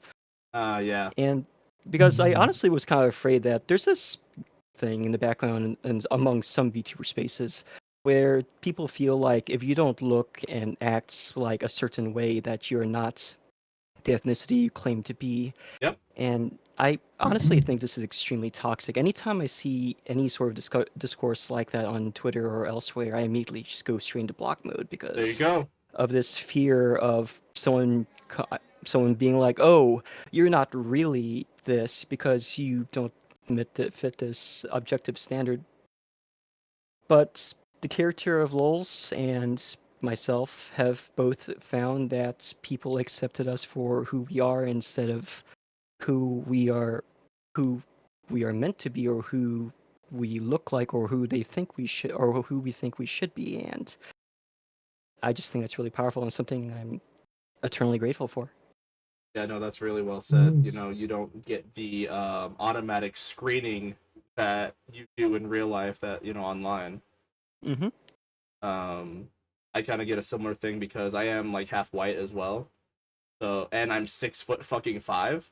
And so when I tell people that I'm Asian and Pacific Islander, even like other Pacific Islanders, I'll go be like, hey, I'm Palau, and they'll look at me for a second and be like, are you sure? Like, you think are you adopted? Like, but no, that is a very real Oh, my thing. stars. I tell people online, they just trust me. It's like, it's wild. I don't have to like pull out my ID.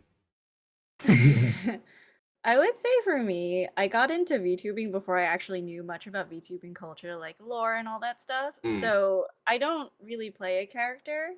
So I won't get into my lore, but what I do in my streams is I integrate a lot of like who I am and my, racial identity. So like I have a redeem where it's like chat can make me speak in Vietnamese, which is like terrible. It's really bad Vietnamese, right? But I'll speak Vietnamese for like a whole minute and it's like only Vietnamese. So people can see how bad I am at it. It's real I funny. literally have the same Well, redeem. at least I'm you're so trying. sorry for At least, interrupting. hey, I was debating to do that for my own stream too, to Mhm. even to have a routine to speak Vietnamese. Most of wish the I had enough time I clout just to say do the that. same thing. Yeah, because it's like, one or two words.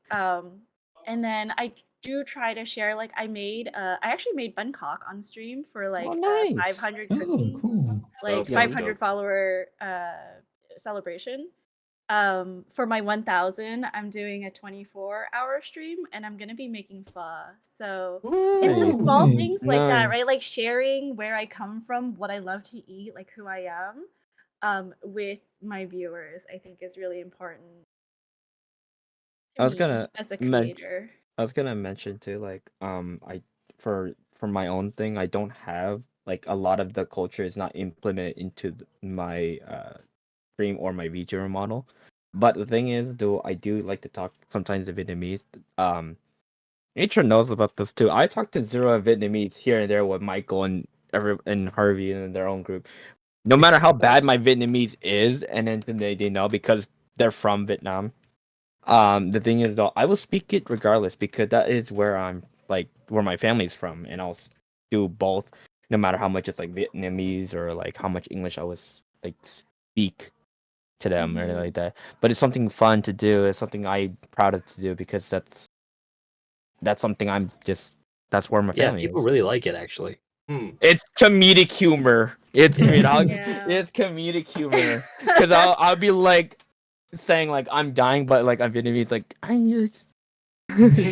Yeah, I'm I'm sorry. also starting to do like instrumental covers on my YouTube, like kalimba, and I'm picking up violin again. And I'm like, these are Oh, some good of the choice. things that like I don't think it's like very cultural, but I think it's the mindset of like I grew up in like it's never.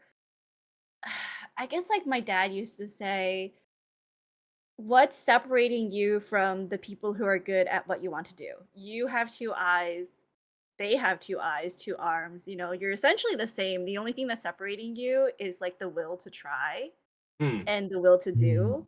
And so I feel like I put that into practice every day of like, I want people to know, even though I'm not good at something, like I'm gonna keep trying until eventually I'm sort of okay at it.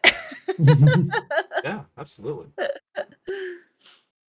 That's awesome because I feel like that's like a similar kind of philosophy with like Markiplier. Yeah, I feel like he goes into things like with the same mindset. Like he knows he's not going to be the best at anything starting at it, but he's going to keep trying. He's going to improve of his own volition and motivation, not because other people think he needs to or tell him to do so. Because he wants to. Exactly. Yeah, that's really cool. I think that's an amazing place to come from. That's why he's an inspiring man. There's like the amount of times he has done things to despite like I'm gonna keep working despite my health. I mean, it's really bad despite his health because sometimes he goes to the hospital. But despite that, he's still pushing because that's his passion. He just keeps doing it. What he wants to do.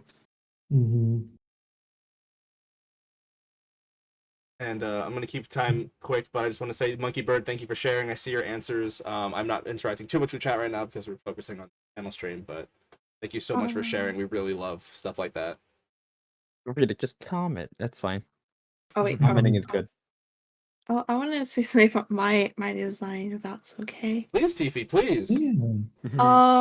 So my design is a little mix of like partially culture and partially like casual wear. So my design is more influenced, like clothing wise, is more influenced with Korean clothing because they're aesthetic and like casual clothing. But I do have like this charm like on my belt that's like attached, and it's like this like Chinese or Vietnamese like good luck charms. And then on my necklace, I have two different necklaces. One of them is the jade, and the jade necklace like represents part of my culture. So I want to add like some of my culture in there and like how I represent myself and my culture onto my model, just with like accessories. That's awesome. It's cute. You Um, actually know I believe it's most Vietnamese and Chinese mothers will give their daughters something jade when they're born.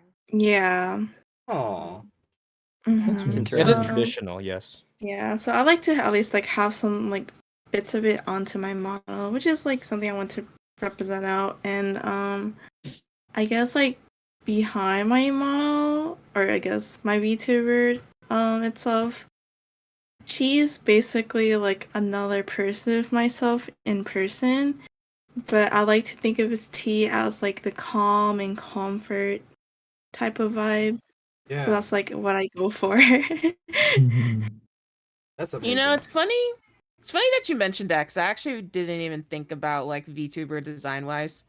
Cause for me, VTuber design wise, my character, if I didn't have her onesie on right now, her normal outfit is kind of like this weird kimono dress thing that me and my artist kind of makeshift a bunch of things and put it together.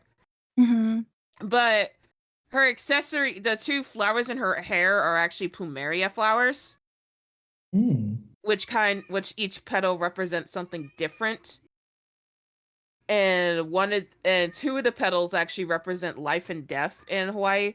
That's kind of so that's why she has the plumeria flowers in her hair. But yeah, Which my you can model actually does. kind of see on this onesie model. My model does represent myself because I think on the tattoos that I have, like which is on the shoulder and the thigh, it's an aster flower which represents my birth flower. Ooh, So like so my model is basically a part of me. That is cool. that is awesome. Really cool. Really cool. I love that. Does anybody else like a chance to speak? Or sorry, Tiffy, are you done? Oh yeah, I'm done. I'm sorry, I hope I didn't cut you off. Oh no, you're fine. I'll just. Oh. I don't think Noemi's gone yet, yeah.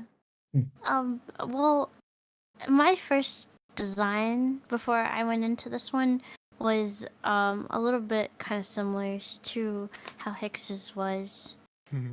I wasn't so keen on showing my heritage at first because a lot of the friend group that I was in was mostly, here in America, was born, raised here. And like it just didn't feel like I fit in. But then many things have changed. Friends have come and gone, and there was a point to where I was just like, yeah, no, fuck that. Okay. So then my skin color, the colors that represent me, my favorite colors, plus the significance of the bell in my hair, in my clothing, is all representative of both my personality and my heritage. Because I'm proud of my darker skin. I'm also proud the fact that I have darker hair. Hell yeah. The bells are because in real life I'm so short and I have such quiet footsteps that I literally scare people. So the bells are just a little warning jingle to let you know that I'm nearby. I'm about to break this pen in my hand. That's so adorable. Greatest hide and seek ever. Yeah. So I mean, the lore currently for this character is that she's a soul fox. So she's a spirit who is created by good fortune. Because in Kitsune lore, you need to obtain human souls in order to grant you need like more tails for immortality. I'm unable to become a Kyubey if I don't get all 10 tails. recently I'm working on a new redesign, and with that new redesign, it's gonna be I get a job. So since I'm so bad at collecting human souls, I was invited to a Grim Reaper Corps, where it is my job to literally capture the souls of sinners. Nice. And the design is so freaking badass. I She got love it. promoted. She There got you go. promoted. Yeah. I went from unemployed. So first I went from living under a bridge, then into a shrine, then into a corporation. Nice. IO. So cool So though. it's been a long journey though. No, So I love that. that's Yeah. it's amazing to hear like what design choices, what color palettes, where the ideas stem from, because that's the beauty of being a VTuber, is that you could literally be anything. Yeah. Exactly. Love hearing the Literally mindsets behind anything, it. but also adapting. You can adapt with your culture within it too. Right. Taga, did you want a moment? Yeah, mine's pretty quick, but since my lore, my character is like an observer of the multiverse. I decided to like for my name really, observer in Tagalog translates to Tagamasid. So Oh, I The thought it was like collective Taga. brains going, ah. we literally all had the light bulb go off.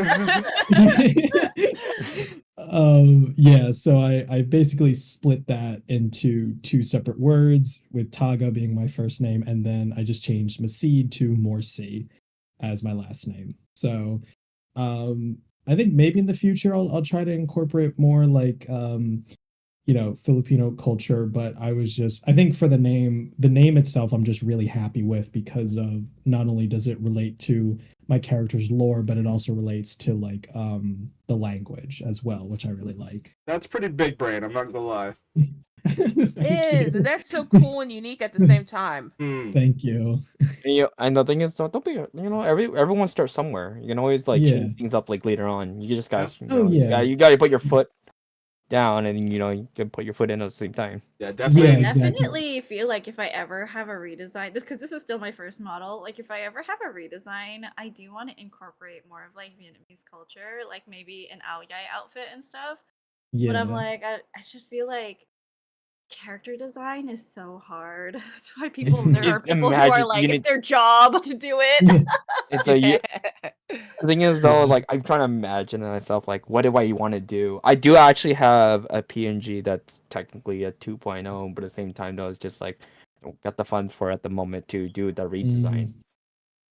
Yeah. I mean, you could always do it at your own pace. This design for Right. Althemia actually is her second design. Her first design looked nothing like this. Oh, yep.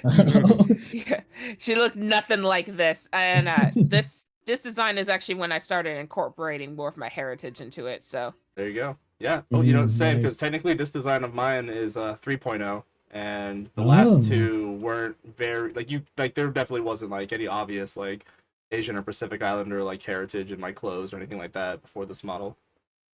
All right, man. So I know. First day of your stream, still remember it. You were around during the freaking black gray hoodie era, all right? So Oh yeah, that hoodie era, what man? I remember I that. came from the bottom. Bottom of the reef. That's right. Unless anybody else has more to say, we are getting close to time, but I do still want to fit in what I think is probably one of the most important questions I have to ask tonight. I'm gonna kind of blend the two questions together, the last two that we have. But and this is a serious topic, so if you do not feel comfortable, do not feel bad at all for just wanting to skip this, past this, or however, answer however you please, however you're comfortable. But big question is, have you ever experienced discrimination because of your identity, your AAPI identity? And this last question I kind of want to like sit on for a little bit.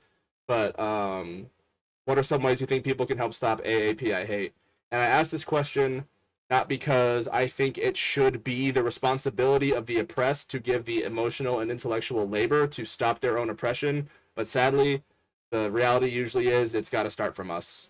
And so I think the best way to do that is to try to amplify AAPI voices and see what they have to say about, trying to curb their own discrimination and their own oppression that they experience.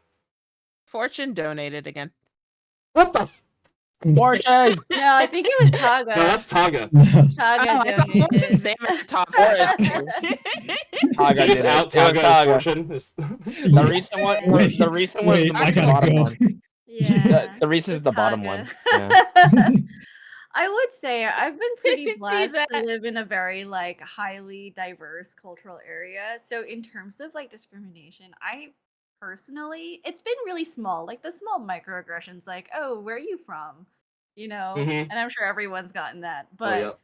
lucky Mhm. that it hasn't been much more serious. But I think to answer the second question, it's like so important to talk to your friends who identify differently than you. Like what we're doing today, right? Like is really important. It's just talking and vibing and chilling. But also at the same time, we're all learning something so new to like each of us, whether it's about, Filipino culture or Pacifica culture. Like I didn't know some of these things, like, and it's very interesting to like really analyze what it is that makes who we are special. Okay, now Absolutely. Put that Fortune into donated. words. Oh, now, okay, there you go. Like, yeah, but they're like, oh, let me fix that real quick. Hold on. Yeah. No, but well said, Roscoe. Very well said. I think my answer would be as similar as Rosca as well. I too live in a diverse area, more of like Chinatown Midtown area from where I'm at, and I don't think I faced any discrimination, but maybe like where people like give you like strange looks. Yes. Mhm. And for the second question,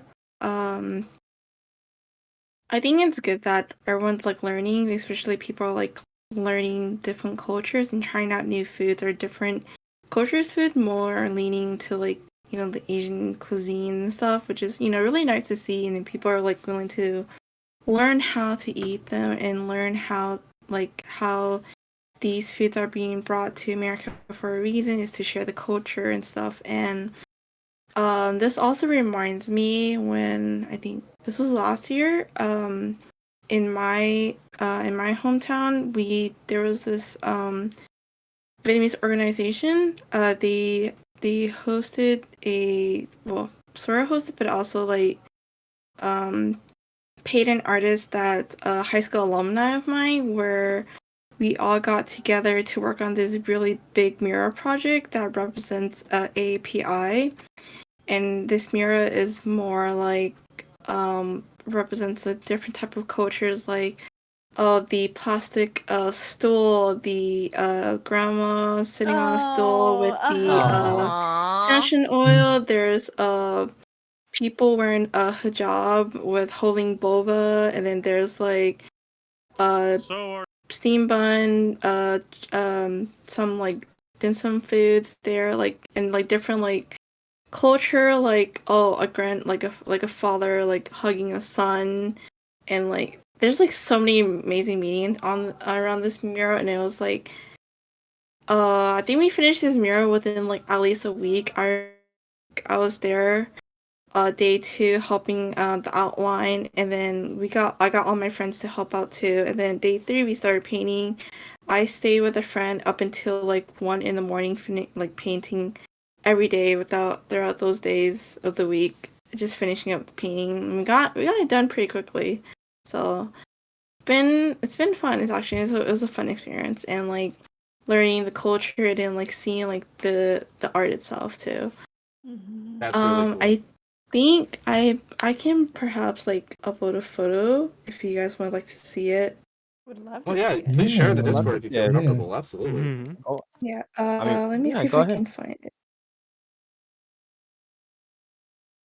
But I can segment to this topic too. I could say while she's uploading it is that I face like very minor as well, like API hate here because I live in a very multicultural city, so there's not really much hate going on. However, if we want to stop AAPI hate, is that way is just to well, educate. Simply educating like the community that you live in that's one way to do it. As well as all the first step if you want to do it, as well as to just to let them learn about how your culture works and how you can do this to stop AAPI or how you can adapt to it as well. Like the simple thing is that when I'm still working at the school right now and we had that multicultural fashion show, is that no matter where you're from, you can express that you want to like try out like an AAPI. Like we have Hispanic kid that wanted to try it on an AAPI, and she did, and she looked lovely in it. And then it's like we can always do something like that, simple like clothing or food. Food is also another way as well. It's like simple way to like just cherish their time. I have a lot of friends of mine that are not from Vietnamese heritage that love my cultural foods. It's as simple as doing that. It's just like it's simple of educating and them want to try something they never tried before or something like that. That's another way as well. And vice versa. It doesn't have to be a like my culture. It could be like their culture. I could try I want to try their foods and stuff like that are not from specifically from Asian countries or anything like that. Yeah, there you go. Thank you. Well said. Thank you. Good question. Good answer. For the first one, I personally haven't experienced discrimination, but my model, ironically, has experienced discrimination. Really? Oh no!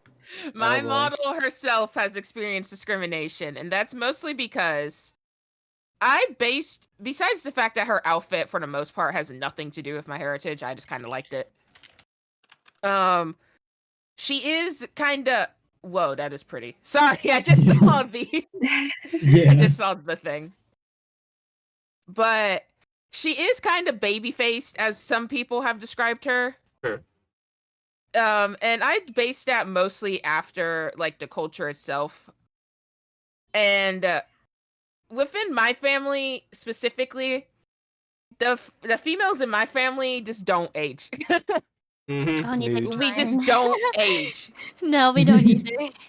Such a So it kind of gets hard to explain to people that I know they're not doing it purposely to be mean or something, but it kind of does get hard to explain to people that she's not, because somebody actually messaged me saying how I was a disgrace to America or something like that because my character looked like a lolly.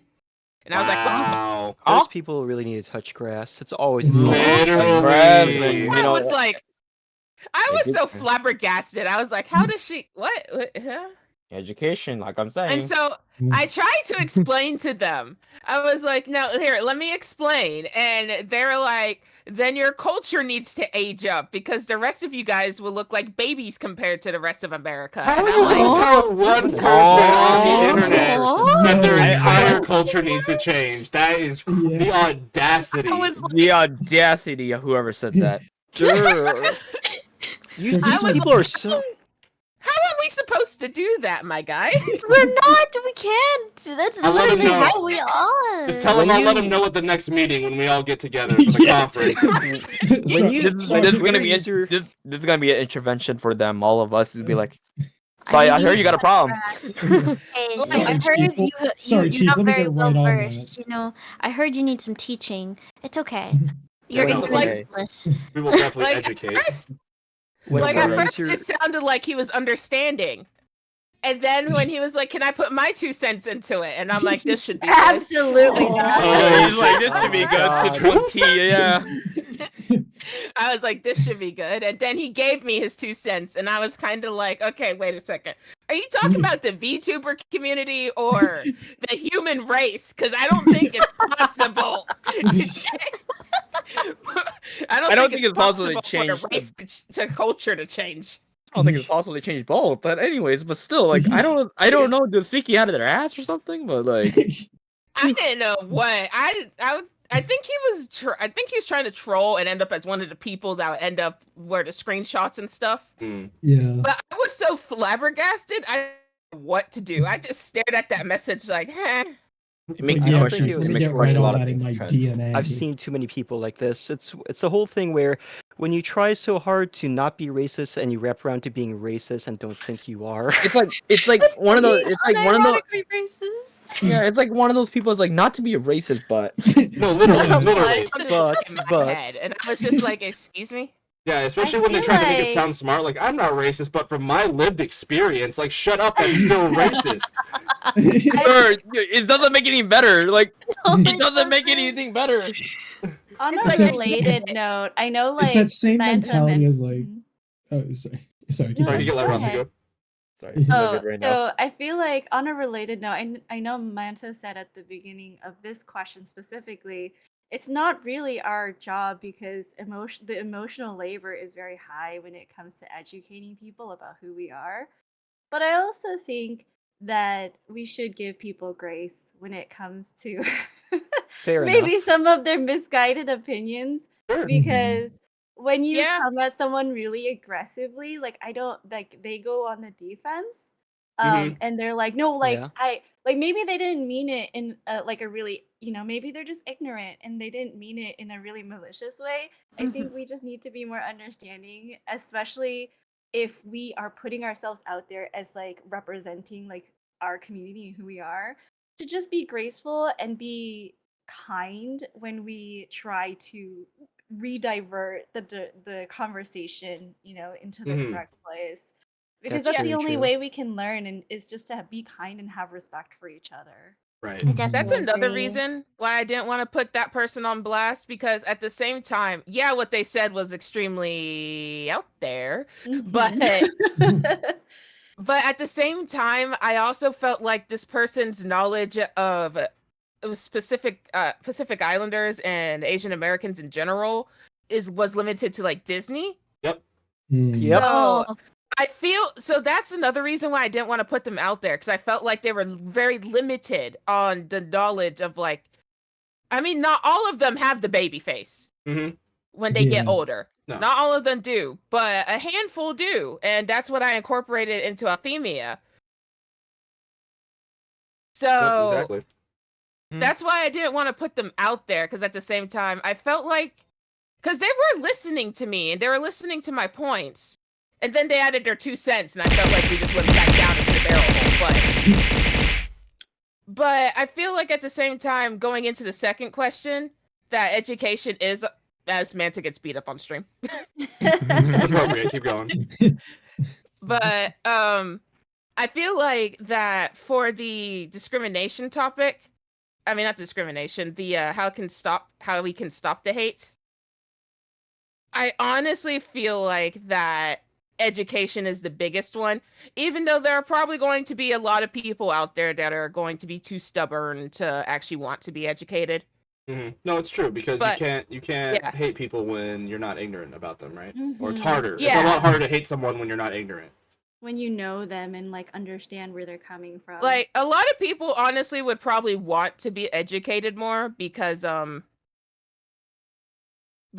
they're, as human beings, we're naturally curious. So a lot of them probably honestly would like to learn more outside of Disney. So that's probably one good start. It's not a live all say all fix, unfortunately, because there are stubborn people out there. But it is a start in the right direction, at least. I agree. And and honestly, how to move on from there, it kind of gets a little bit more difficult, because it kind of would have to see how educating people kind of goes, It's always case by case, right? Yeah. I've always, for me, it's always with my dad that I've ever experienced any kind of discrimination. Really. Because, of course, me and my dad aren't the same color. Where Mm. I may have his Oh. nose, I may have his mouth, I may have his ears, but a lot of, people, and anytime we would go out as a family, would think he is the odd sheep out, or if it's just me and him, that I'm like his Mm. elderly handler or something. I'm like, no, I'm his daughter. Wow, that is very wild. I've always expressed that he is my biological dad.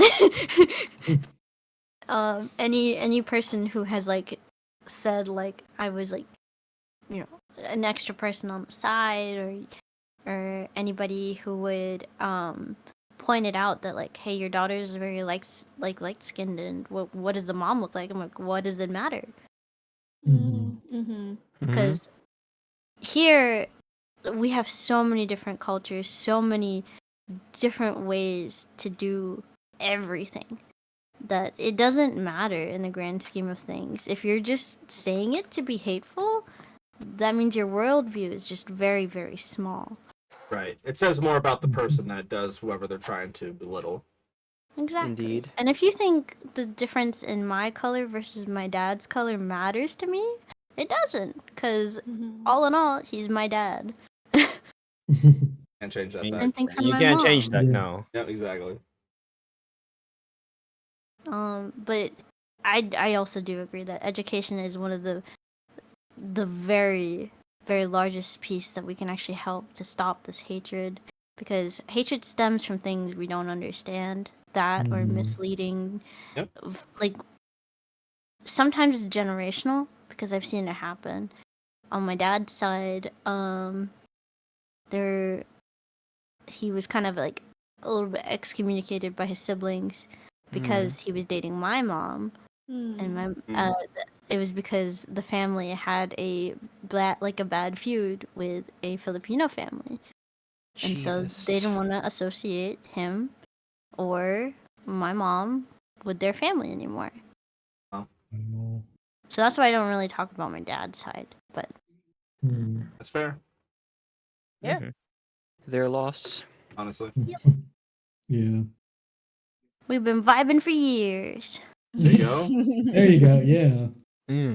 It's interesting to. I remember a conversation I was having online with someone a while back on an internet forum, and they thought I was trolling when they were trying to make a political point, about families with more than one race in it, and I was like, I popped in and was like, yeah, my family's triracial, believe it or not, and they're like, really? And I'm like, yeah, and we have regular family gatherings and everything, and they were like, so do you have any like tension or anything? And I'm like, no, race is never brought up.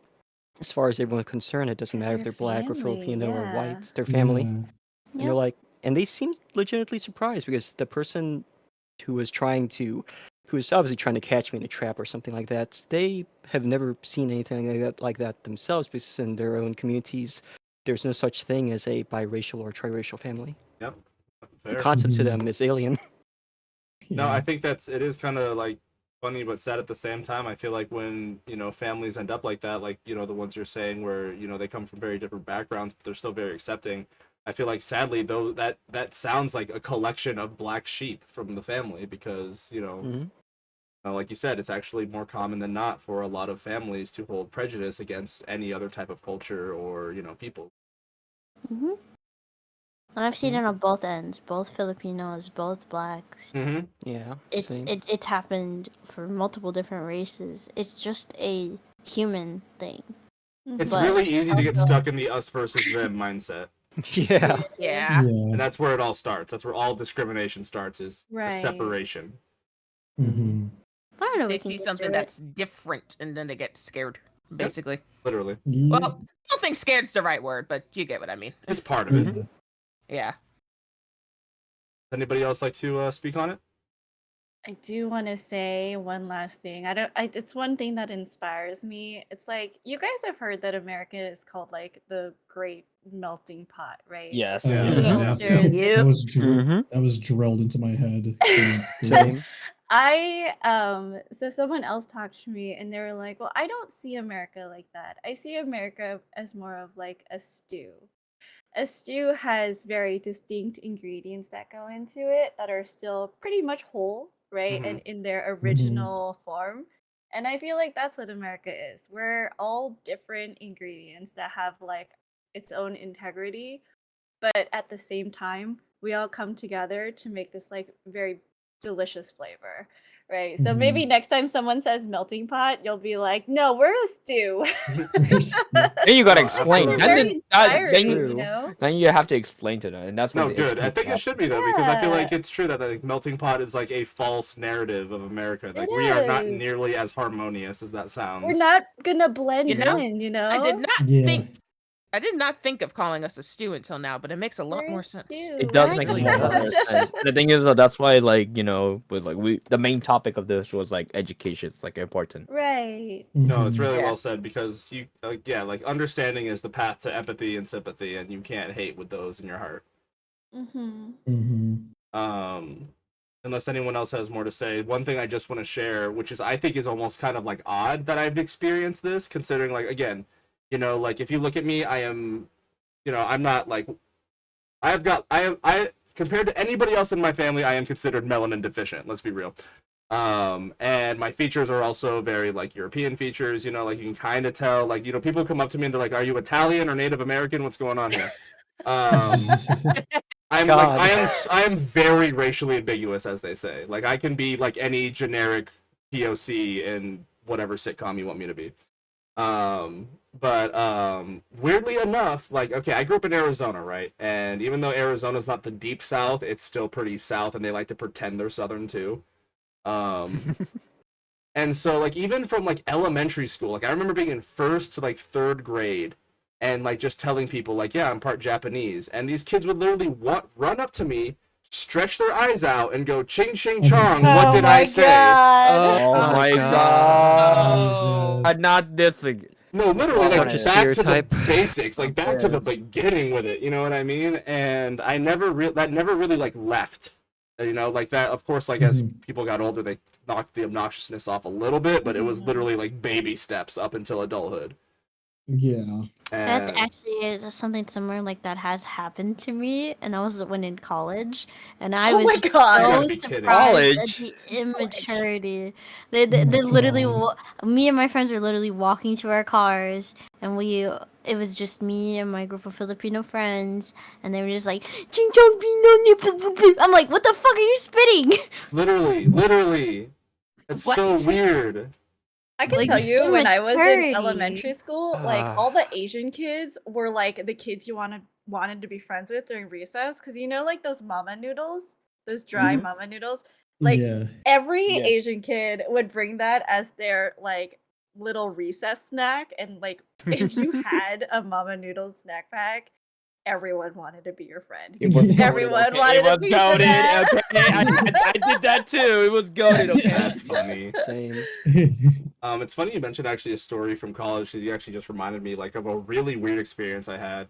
When I was in college, I wanted to minor in Japanese language and culture, and I took a history of Japanese and history of Japan and Korea class. It wasn't just like it was like their international relations as well as like their individual histories. And very awesome class, very cool. Taught by a white guy, which doesn't sound too significant, but the issue is that again, like my class was like mostly white people, and very little Asian people or even like POC people, BIPOC, anything like that. And there would be like this guy taught, this was a community college class, and this guy taught it at like 300-400 level. Like he made us go into like we read through full studies, like historical, archaeological, like anthropological studies, and like they made us like fully like notate, cite it, like write responses, like things like that on a daily basis or like a weekly basis, because we had the class like 2-3 times a week. And so like at a certain point, like it was a very educational, very informative class, but then there would be these little pocket moments, right, where he would be going off of this certain aspect of a culture, and I'm just gonna tell you what it was, because like there was just like one moment that like just literally blew the other like occasions out of the water. We were talking about how like in ancient Korean culture, one thing that just became very prominent is night soil, or just like collecting people's waste and using that to fertilize farms and stuff like that. And like apparently like there was like anti-Korean propaganda in Japan about like just calling Koreans like shit people and like shit countries and stuff like that, which again, dark part of history, or like like not a great part of history, but something good, I think, to teach people to know that did happen. Discrimination, is not a new thing when it comes to humans or, between cultures. Mhm. But the way they obsessed over some of these details, the way they would not drop the topic and just like really focus on what I think aren't the right parts of teaching these lessons, it like I almost started. I like not only did I just feel uncomfortable, it like literally started to feel unsafe. You know what I mean? Oh Mm. dear. Like the way that some of these people were like foaming at the mouth to try to add on to some of this stuff, and like it was, yeah, it was. I was like appalled, especially that this was supposed to be like a professional educational setting, and we started, at an educational empirical like area, and then we literally just went so left field that I literally like wanted to like get up and leave the classroom. Yeah. What did they Incredible say? that the professor did not like immediately shut that down. Well, this was the kind of guy who's like disgusting. letting the devil's advocate speak, and everybody was being that. And again, I don't want to say verbatim what was Yeah. being said in the classroom, Mhm. but they were not nice things. And again, they were focusing on parts of the lesson that just did not seem that significant, and almost just for the sake of like perpetuating stereotypes or being like, so this is why we think of it this way these days, because it's actually based on facts, blah blah blah, and like Oh my really God, bad those stuff. people. You know what I Oh mean? my Exactly. stars. Again, devil's advocate people who are again not just playing devil's advocate. That's just how they feel, and they won't feel like they can get away with saying it. You're not Yeah. arguing in good faith. It's so disgusting. Mm-hmm. Yeah. So that's that. Those are just a couple stories like that. Just like those will always sit with me because, again, like these are like I didn't have any kinds of opinions about these people until I heard this stuff come out of their mouths. Like they weren't like their faces, their names weren't even that significant. They were just classmates, and we had like common interest, and then all of a sudden like you just see this side of them that seemingly comes out of nowhere, and it's wild. It's a wild thing to witness. See, honestly, like it's so weird for me to have these conversations because I personally have never been in that situation. Because everyone says I look like a perfect mix between my mom and my dad. So when people see me, they don't think, Islander, or I actually do have the kind of like oval shaped eyes that Asian people have. Sure. But they don't, I don't know how you describe it. The eye shape. But Almond they actually Almond describe eyes. Yeah. almond shape. There we Yeah, go. not the gold. But they never saw me as, they just thought that was just something I probably got from my grandparents or something that passed down. They never thought, anything racist or anything like that. Right. So I honestly did never experience something like this until I was an adult, where most people experienced it when they were younger. Yeah. And sorry, go ahead. And like in college and stuff is not really where I get it from. It's usually just when I'm walking around when I get the random jokes and stuff. And at first it caught me off guard because I was kind of like, huh, that's new. But then as I continued to get older, I was kind of like, huh, this is new to me, but not new to the world. Yeah. I Yeah. unfortunately work in retail, so it happens quite often. Oh my I God. do Where work you in get retail as this well. maybe guy or girl who is like twice my age, and they tell me, it's like, oh my gosh, you have such nice olive skin and almond shaped eyes. Would you like to be my son's a wife? I'm like, huh? You kind of triggered me with olive skin. Yeah. It's like, do you want came the here to plant shop. blood? Yeah, Okay. it's like, But I am here. Apparently they went My white job shopping here to today. you. My job here to you is to sell you something, to get you whatever you need so you can leave this store as fast as possible. Why are you asking me these weird personal questions? Apparently, we're shopping for a It's little something really else. weird to Oh, have God. someone walk up to you. And we're yeah. apparently shopping for Just something saying. else. I swear to God. Yeah. And we're not one shopping the instance- product in your store. That's for sure. Yeah. Right? So Nope. there was one instance where a customer had walked up to me and said, "Hey, you have very nice birthing hips." I'm like, what? No, that's creepy. Okay, Run. Who does that? Jesus. We Run. get a lot of Many- those comments aimed at us, does and it's that? disgusting. many retail stories that are like this, and as of And- recent, And they say this I is mean, like no, somebody had okay. They say this- it's like twice your age. Like it was like okay, that's first of all, have some decency. Mm-mm. And like second of all, No. it's like why? No. It's like why are you saying this out loud and in public? Well, I mean, you I could know the compliment me whole- normally, like, oh my gosh, you have like, you have a great body. I hope you work out and you're doing great. But also, you are very attractive. Like, I'm okay with that compliment. But if they go into further, like, about talking about my skin, my race, like where I'm from, what I'm doing, I'm like, what are you doing? Get away I from feel me. like That's when it my becomes like a rule- chaser thing, right? It becomes like a fetish. Yeah, no, my Oh, yeah. rule is I never comment on what someone cannot change, right? Their height, their weight, their eye color, their identity. You know, like Mhm. I'll compliment people on the clothes they wear, their sense of fashion, like if they have cute nails, but never ever what they cannot change about themselves. Because I Absolutely. Unfortunately, know with demeaning. retail, That's a it's good like yeah, that's a good rule. everybody shops. Everybody has to come in to grab something. I mean, that's the whole point of like working in retail. But Retail definitely does have the most interesting of stories. the I would yeah. say, patience I yeah. have with some of these people, you would not even Oh. imagine. Only when you work at retail, you have these stories. Like you look Yeah. out. Crazy. I would like to interrupt to say that we are actually 30 minutes past time. Again, I'm not worried about it. I hope you guys aren't. I'm loving the conversations that No. we're having. Everything we've talked about today, amazing. I like this. I don't think there's any other words to describe the stream besides smashing success. I agree. And thank you all for being a part of that and making that possible. Mhm. Before I completely segue into outro, is there anybody would like to speak up at all about anything we've talked about today, whether it be yourself, your identity, your heritage, your VTubing experience, anything like that? I just like to say that it's very nice to meet all of you. Yeah. It's actually super amazing that we could get so many people. And for the next stream, I'll be tuning in for the next stream. I know, Same. right? Yeah, same. That's I awesome. can't wait Yeah. to hear the Just wanna We say story. all thank watch. We all you just to out of nowhere start everyone. interjecting in the conversation. Like, well, Yeah. Yeah. Well, I'm gonna have somebody to will write keep in the y'all in chat. chat. Yeah. Yeah. Yeah. I Somebody know will write I'm in the not the chat like, host, well, but I just want to say thank you to everyone for taking the time to like also Yeah. educate me about like you guys and your culture because I learned a lot today.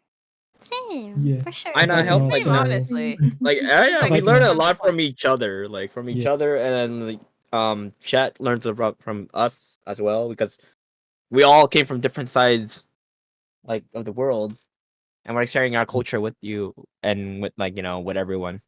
Yeah. That's So here sorry, as a Taga. learn. I like Yeah. talked over you. What were you You're saying? good. You're good. Oh my God! Wait, I'm What among the you. hell? Thank you. Hello? Yo. What the Hey, guess what, hell? Manta? Oh, We hit I'm the never gonna goal. be. Yo, Oh, let's look at that! Oh go. my god! I really don't Oh want my to say bad God. words, but I'm like Oh crying my and God. shaking our end. You Yo. need my more God. goals. I need more God, goals. oh, look at that! Someone's finger slipped. Yeah. Oh my god! KR, I swear to God, I'm Oh, That's coming no. for you. crazy. I'm Oh coming my for you. I know where you Hey. live, or at least I know where your Discord is. Actually, you know, we're friends with Pokemon Go. I kind of know where you live. No, I didn't do Oh, it though. I actually didn't do it. No, I thought my finger slipped. Don't even. I Did your didn't do brother it. did your brother hack your account? That seems to be the common I'm actually broke. excuse. This is why I'm working 2 jobs, so I'm actually. A likely story. It is a likely story. But actually, what I did want to say, one, I think all your models are awesome. For the most part, they're such really cool designs, and I really love them. And two, kind of like what Raska said before, thank you. For sharing all these stories. I feel like me personally, I'm still kind of somewhat in a bubble, and I'm still trying to find my own path and stuff. And hearing all your guys' stories has been just really informative and just enlightening, honestly. So thank you for just sharing all of that. It's just really cool to, I guess, just meet other VTubers who have, who are just a lot like me and stuff, and just, we're able to share all these stories and come together like this. Yeah, and thank you, Manta, for making this possible, for getting us all Sure, together. Mhm. This And was giving us awesome. the platform. Hello? Also, like, Right? No, Like- honestly, like, for real, thank you guys for like stopping by because I know I'm still not a big streamer at all. Like, I'm not outing anybody, but I know at Nah. least half of you have like more followers than I do, and like the fact that you like Listen, agreed to come onto my stream to do this. buddy, it's not about the followers. no, No, well, but I numbers. want to say, I know I don't have a big platform, and I know that there are probably a lot of other streamers that you could have agreed to go with, or, you know, meet up with or collab with, and, like, you know, maybe gotten more outreach, but the fact that you just agreed to work with me and like, help make this what it was, like, again, I've said it for probably a handful of times, but I will never be able to express how grateful I am for all of you. For real. Because, Likewise. Thank you for having us. Thank you for having us. Thank you for Thank having you for us. having having us. us, It's you tons of know. fun. This is one of the most significant collabs I've ever been part of. You This is know, actually the thing is though, like Wait, since this- you know this always happened this month, there's always like we can always do this like next year kind of thing. oh, It's you also, better like, believe it. You better like, believe this is not going to be my only... like the yearly thing we do is like this is like because this is our like our month. In a sense. Like exactly. it's our month, and then we want to educate We everyone. just claimed like, the whole playing. month. If you You just if claimed you the whole ever month. looking, Yes. And the if you thing ever is though, looking- like that's the way the Manta's doing this charity. Also, like it's just a way to like everyone to get together and then explain where we're from, and you know we learn like we stated before we learn a lot from each other. What was it, And T? Exactly. What was that, T? Oh, I was like saying like no, well, if you ever are looking for anyone, you can always ask us because I do have some friends that are also Asian Americans, and I can definitely recommend them to you. Oh yeah, you know, I And do still have another stream. I'm going to be doing this again next week on the 27th at the same time, 4 p.m. PDT. I do have open slots, so if you do Direct feel them like to you know, Manta. yeah, if you send them my Yeah. way. If you know that there are people that are, you know, comfortable with collabing and, you know, talking about their experiences, I'd love to consider them. You know, if all the stars align and their schedules meet up and we can make it happen, I would love to have them. Oh, Yeah. same. I'm gonna be for real, Definitely. Like, I'm gonna reach out to you guys for collabs later. Oh my God, cool. Maybe Oh, not look, soon. hey, wait, but, let's like, just like start DMing Yeah. each other. Maybe in like half a Ayo. year when I have time. Half a Then year I'll be later, reaching all out right. to you guys. 6 months later, all right. Just Okay, I'll see randomly you be all like, at who's this Christmas. vodka person? It's like I'll see you all at Christmas and Thanksgiving. Somebody, yeah, feel free to reach out. I'm so bad at reaching out to people, so if somebody else does it, I will happily collab. No with problem, you. Taka. You know, Taka, you were speaking about that earlier. It's like, okay, you know, you gotta go to that school on Pokemon. Okay, you gotta do those lessons. Okay. Yeah, I'm almost. I did. My most recent VOD. You could see it. I spent half the stream doing the classes. Oh my Dude, it lord. takes forever. Okay, it takes forever. Okay. Yeah. It does. take It forever, especially when you takes- forget about them. And the Sounds thing like is, an and off-stream then, effort. no, okay, because every time, because they actually do tests, like in actual school, they do tests. I'm like, oh Yeah. no, And I Dude, guess when they were like, "Oh, it's your midterm," I was like, "It's my what term?" it's like Yeah. what? This is that. I didn't study for this. yeah. School's All right, great. y'all. Just- I am going Yeah. to break it off from here. You guys are free to hang out. I'm going to go on another like 10-minute break to kind of reset. When we come back, we are going to address all these goddamn donations I received. Like, what the hell, guys? All right, man. It's time to start thinking of new goals now. You already hit it all in one day, honestly. or one. Actually, you hit it all within 4 hours. So Jesus you know, Lord. double it. Double it and give it to the Double or next person. Double or Search nothing. the link, y'all. Holy Yeah. hell, thank you all so much That's bad. again. I'm gonna go ahead and hit on break. Yeah, you guys instantly hit me up for any kind of regular collabs, hanging out you want to do. You're all amazing people. It was so great to meet you and have this experience with you. Yeah, if you're inspired to do AAPI streams next year or like at any other time, I don't even care if we do it, off season. Hit me up. Let me know. You know, I feel like that's a good topic about that. Like we should you introduce like this month and this like culture or like to like educate people, and then I was like, let me do this next year for myself. That's like it's a good consideration actually. I'm kind of surprised there aren't more, or maybe to my knowledge, more collabs of a similar nature to this, to be honest. I do know of a few other streamers that are planning streams like this. I don't want to name any names or anything just in case, plans don't go through or anything. But I've also reached out to some other bigger streamers and stuff like that. Didn't really get a response, but, it's kind of just expected in this business. Shoot your shot. Exactly. You got it. You don't shoot at all. I sent the message and that's all I can do. Don't shoot. You know, exactly, Exactly. exactly. Whatever the Sometimes dude they from the office reply, said. sometimes they don't. They're Yeah. everyone's busy, so. Exactly. Yeah. Everyone's got their own thing going on. I fully respect that. Mhm. But yeah, no, definitely no shortage of Asian American VTubers, I think, and it's just awesome that I could get such an amazing group as I did. But yeah, I'm gonna go on break. Yeah. Thanks again, everybody else. Thank you, everybody in chat. All of you donors, you are amazing. Don't go anywhere. We will be right back to address all of these raffles that we got to do. I thought I was gonna be doing like a handful. I'm gonna do all of them. So once again, thank you. We will be back soon, and have a great night for those who are tuning out. Poggers. Thank you. Bye. Bye. Okay. Good Have a good night, night. everybody.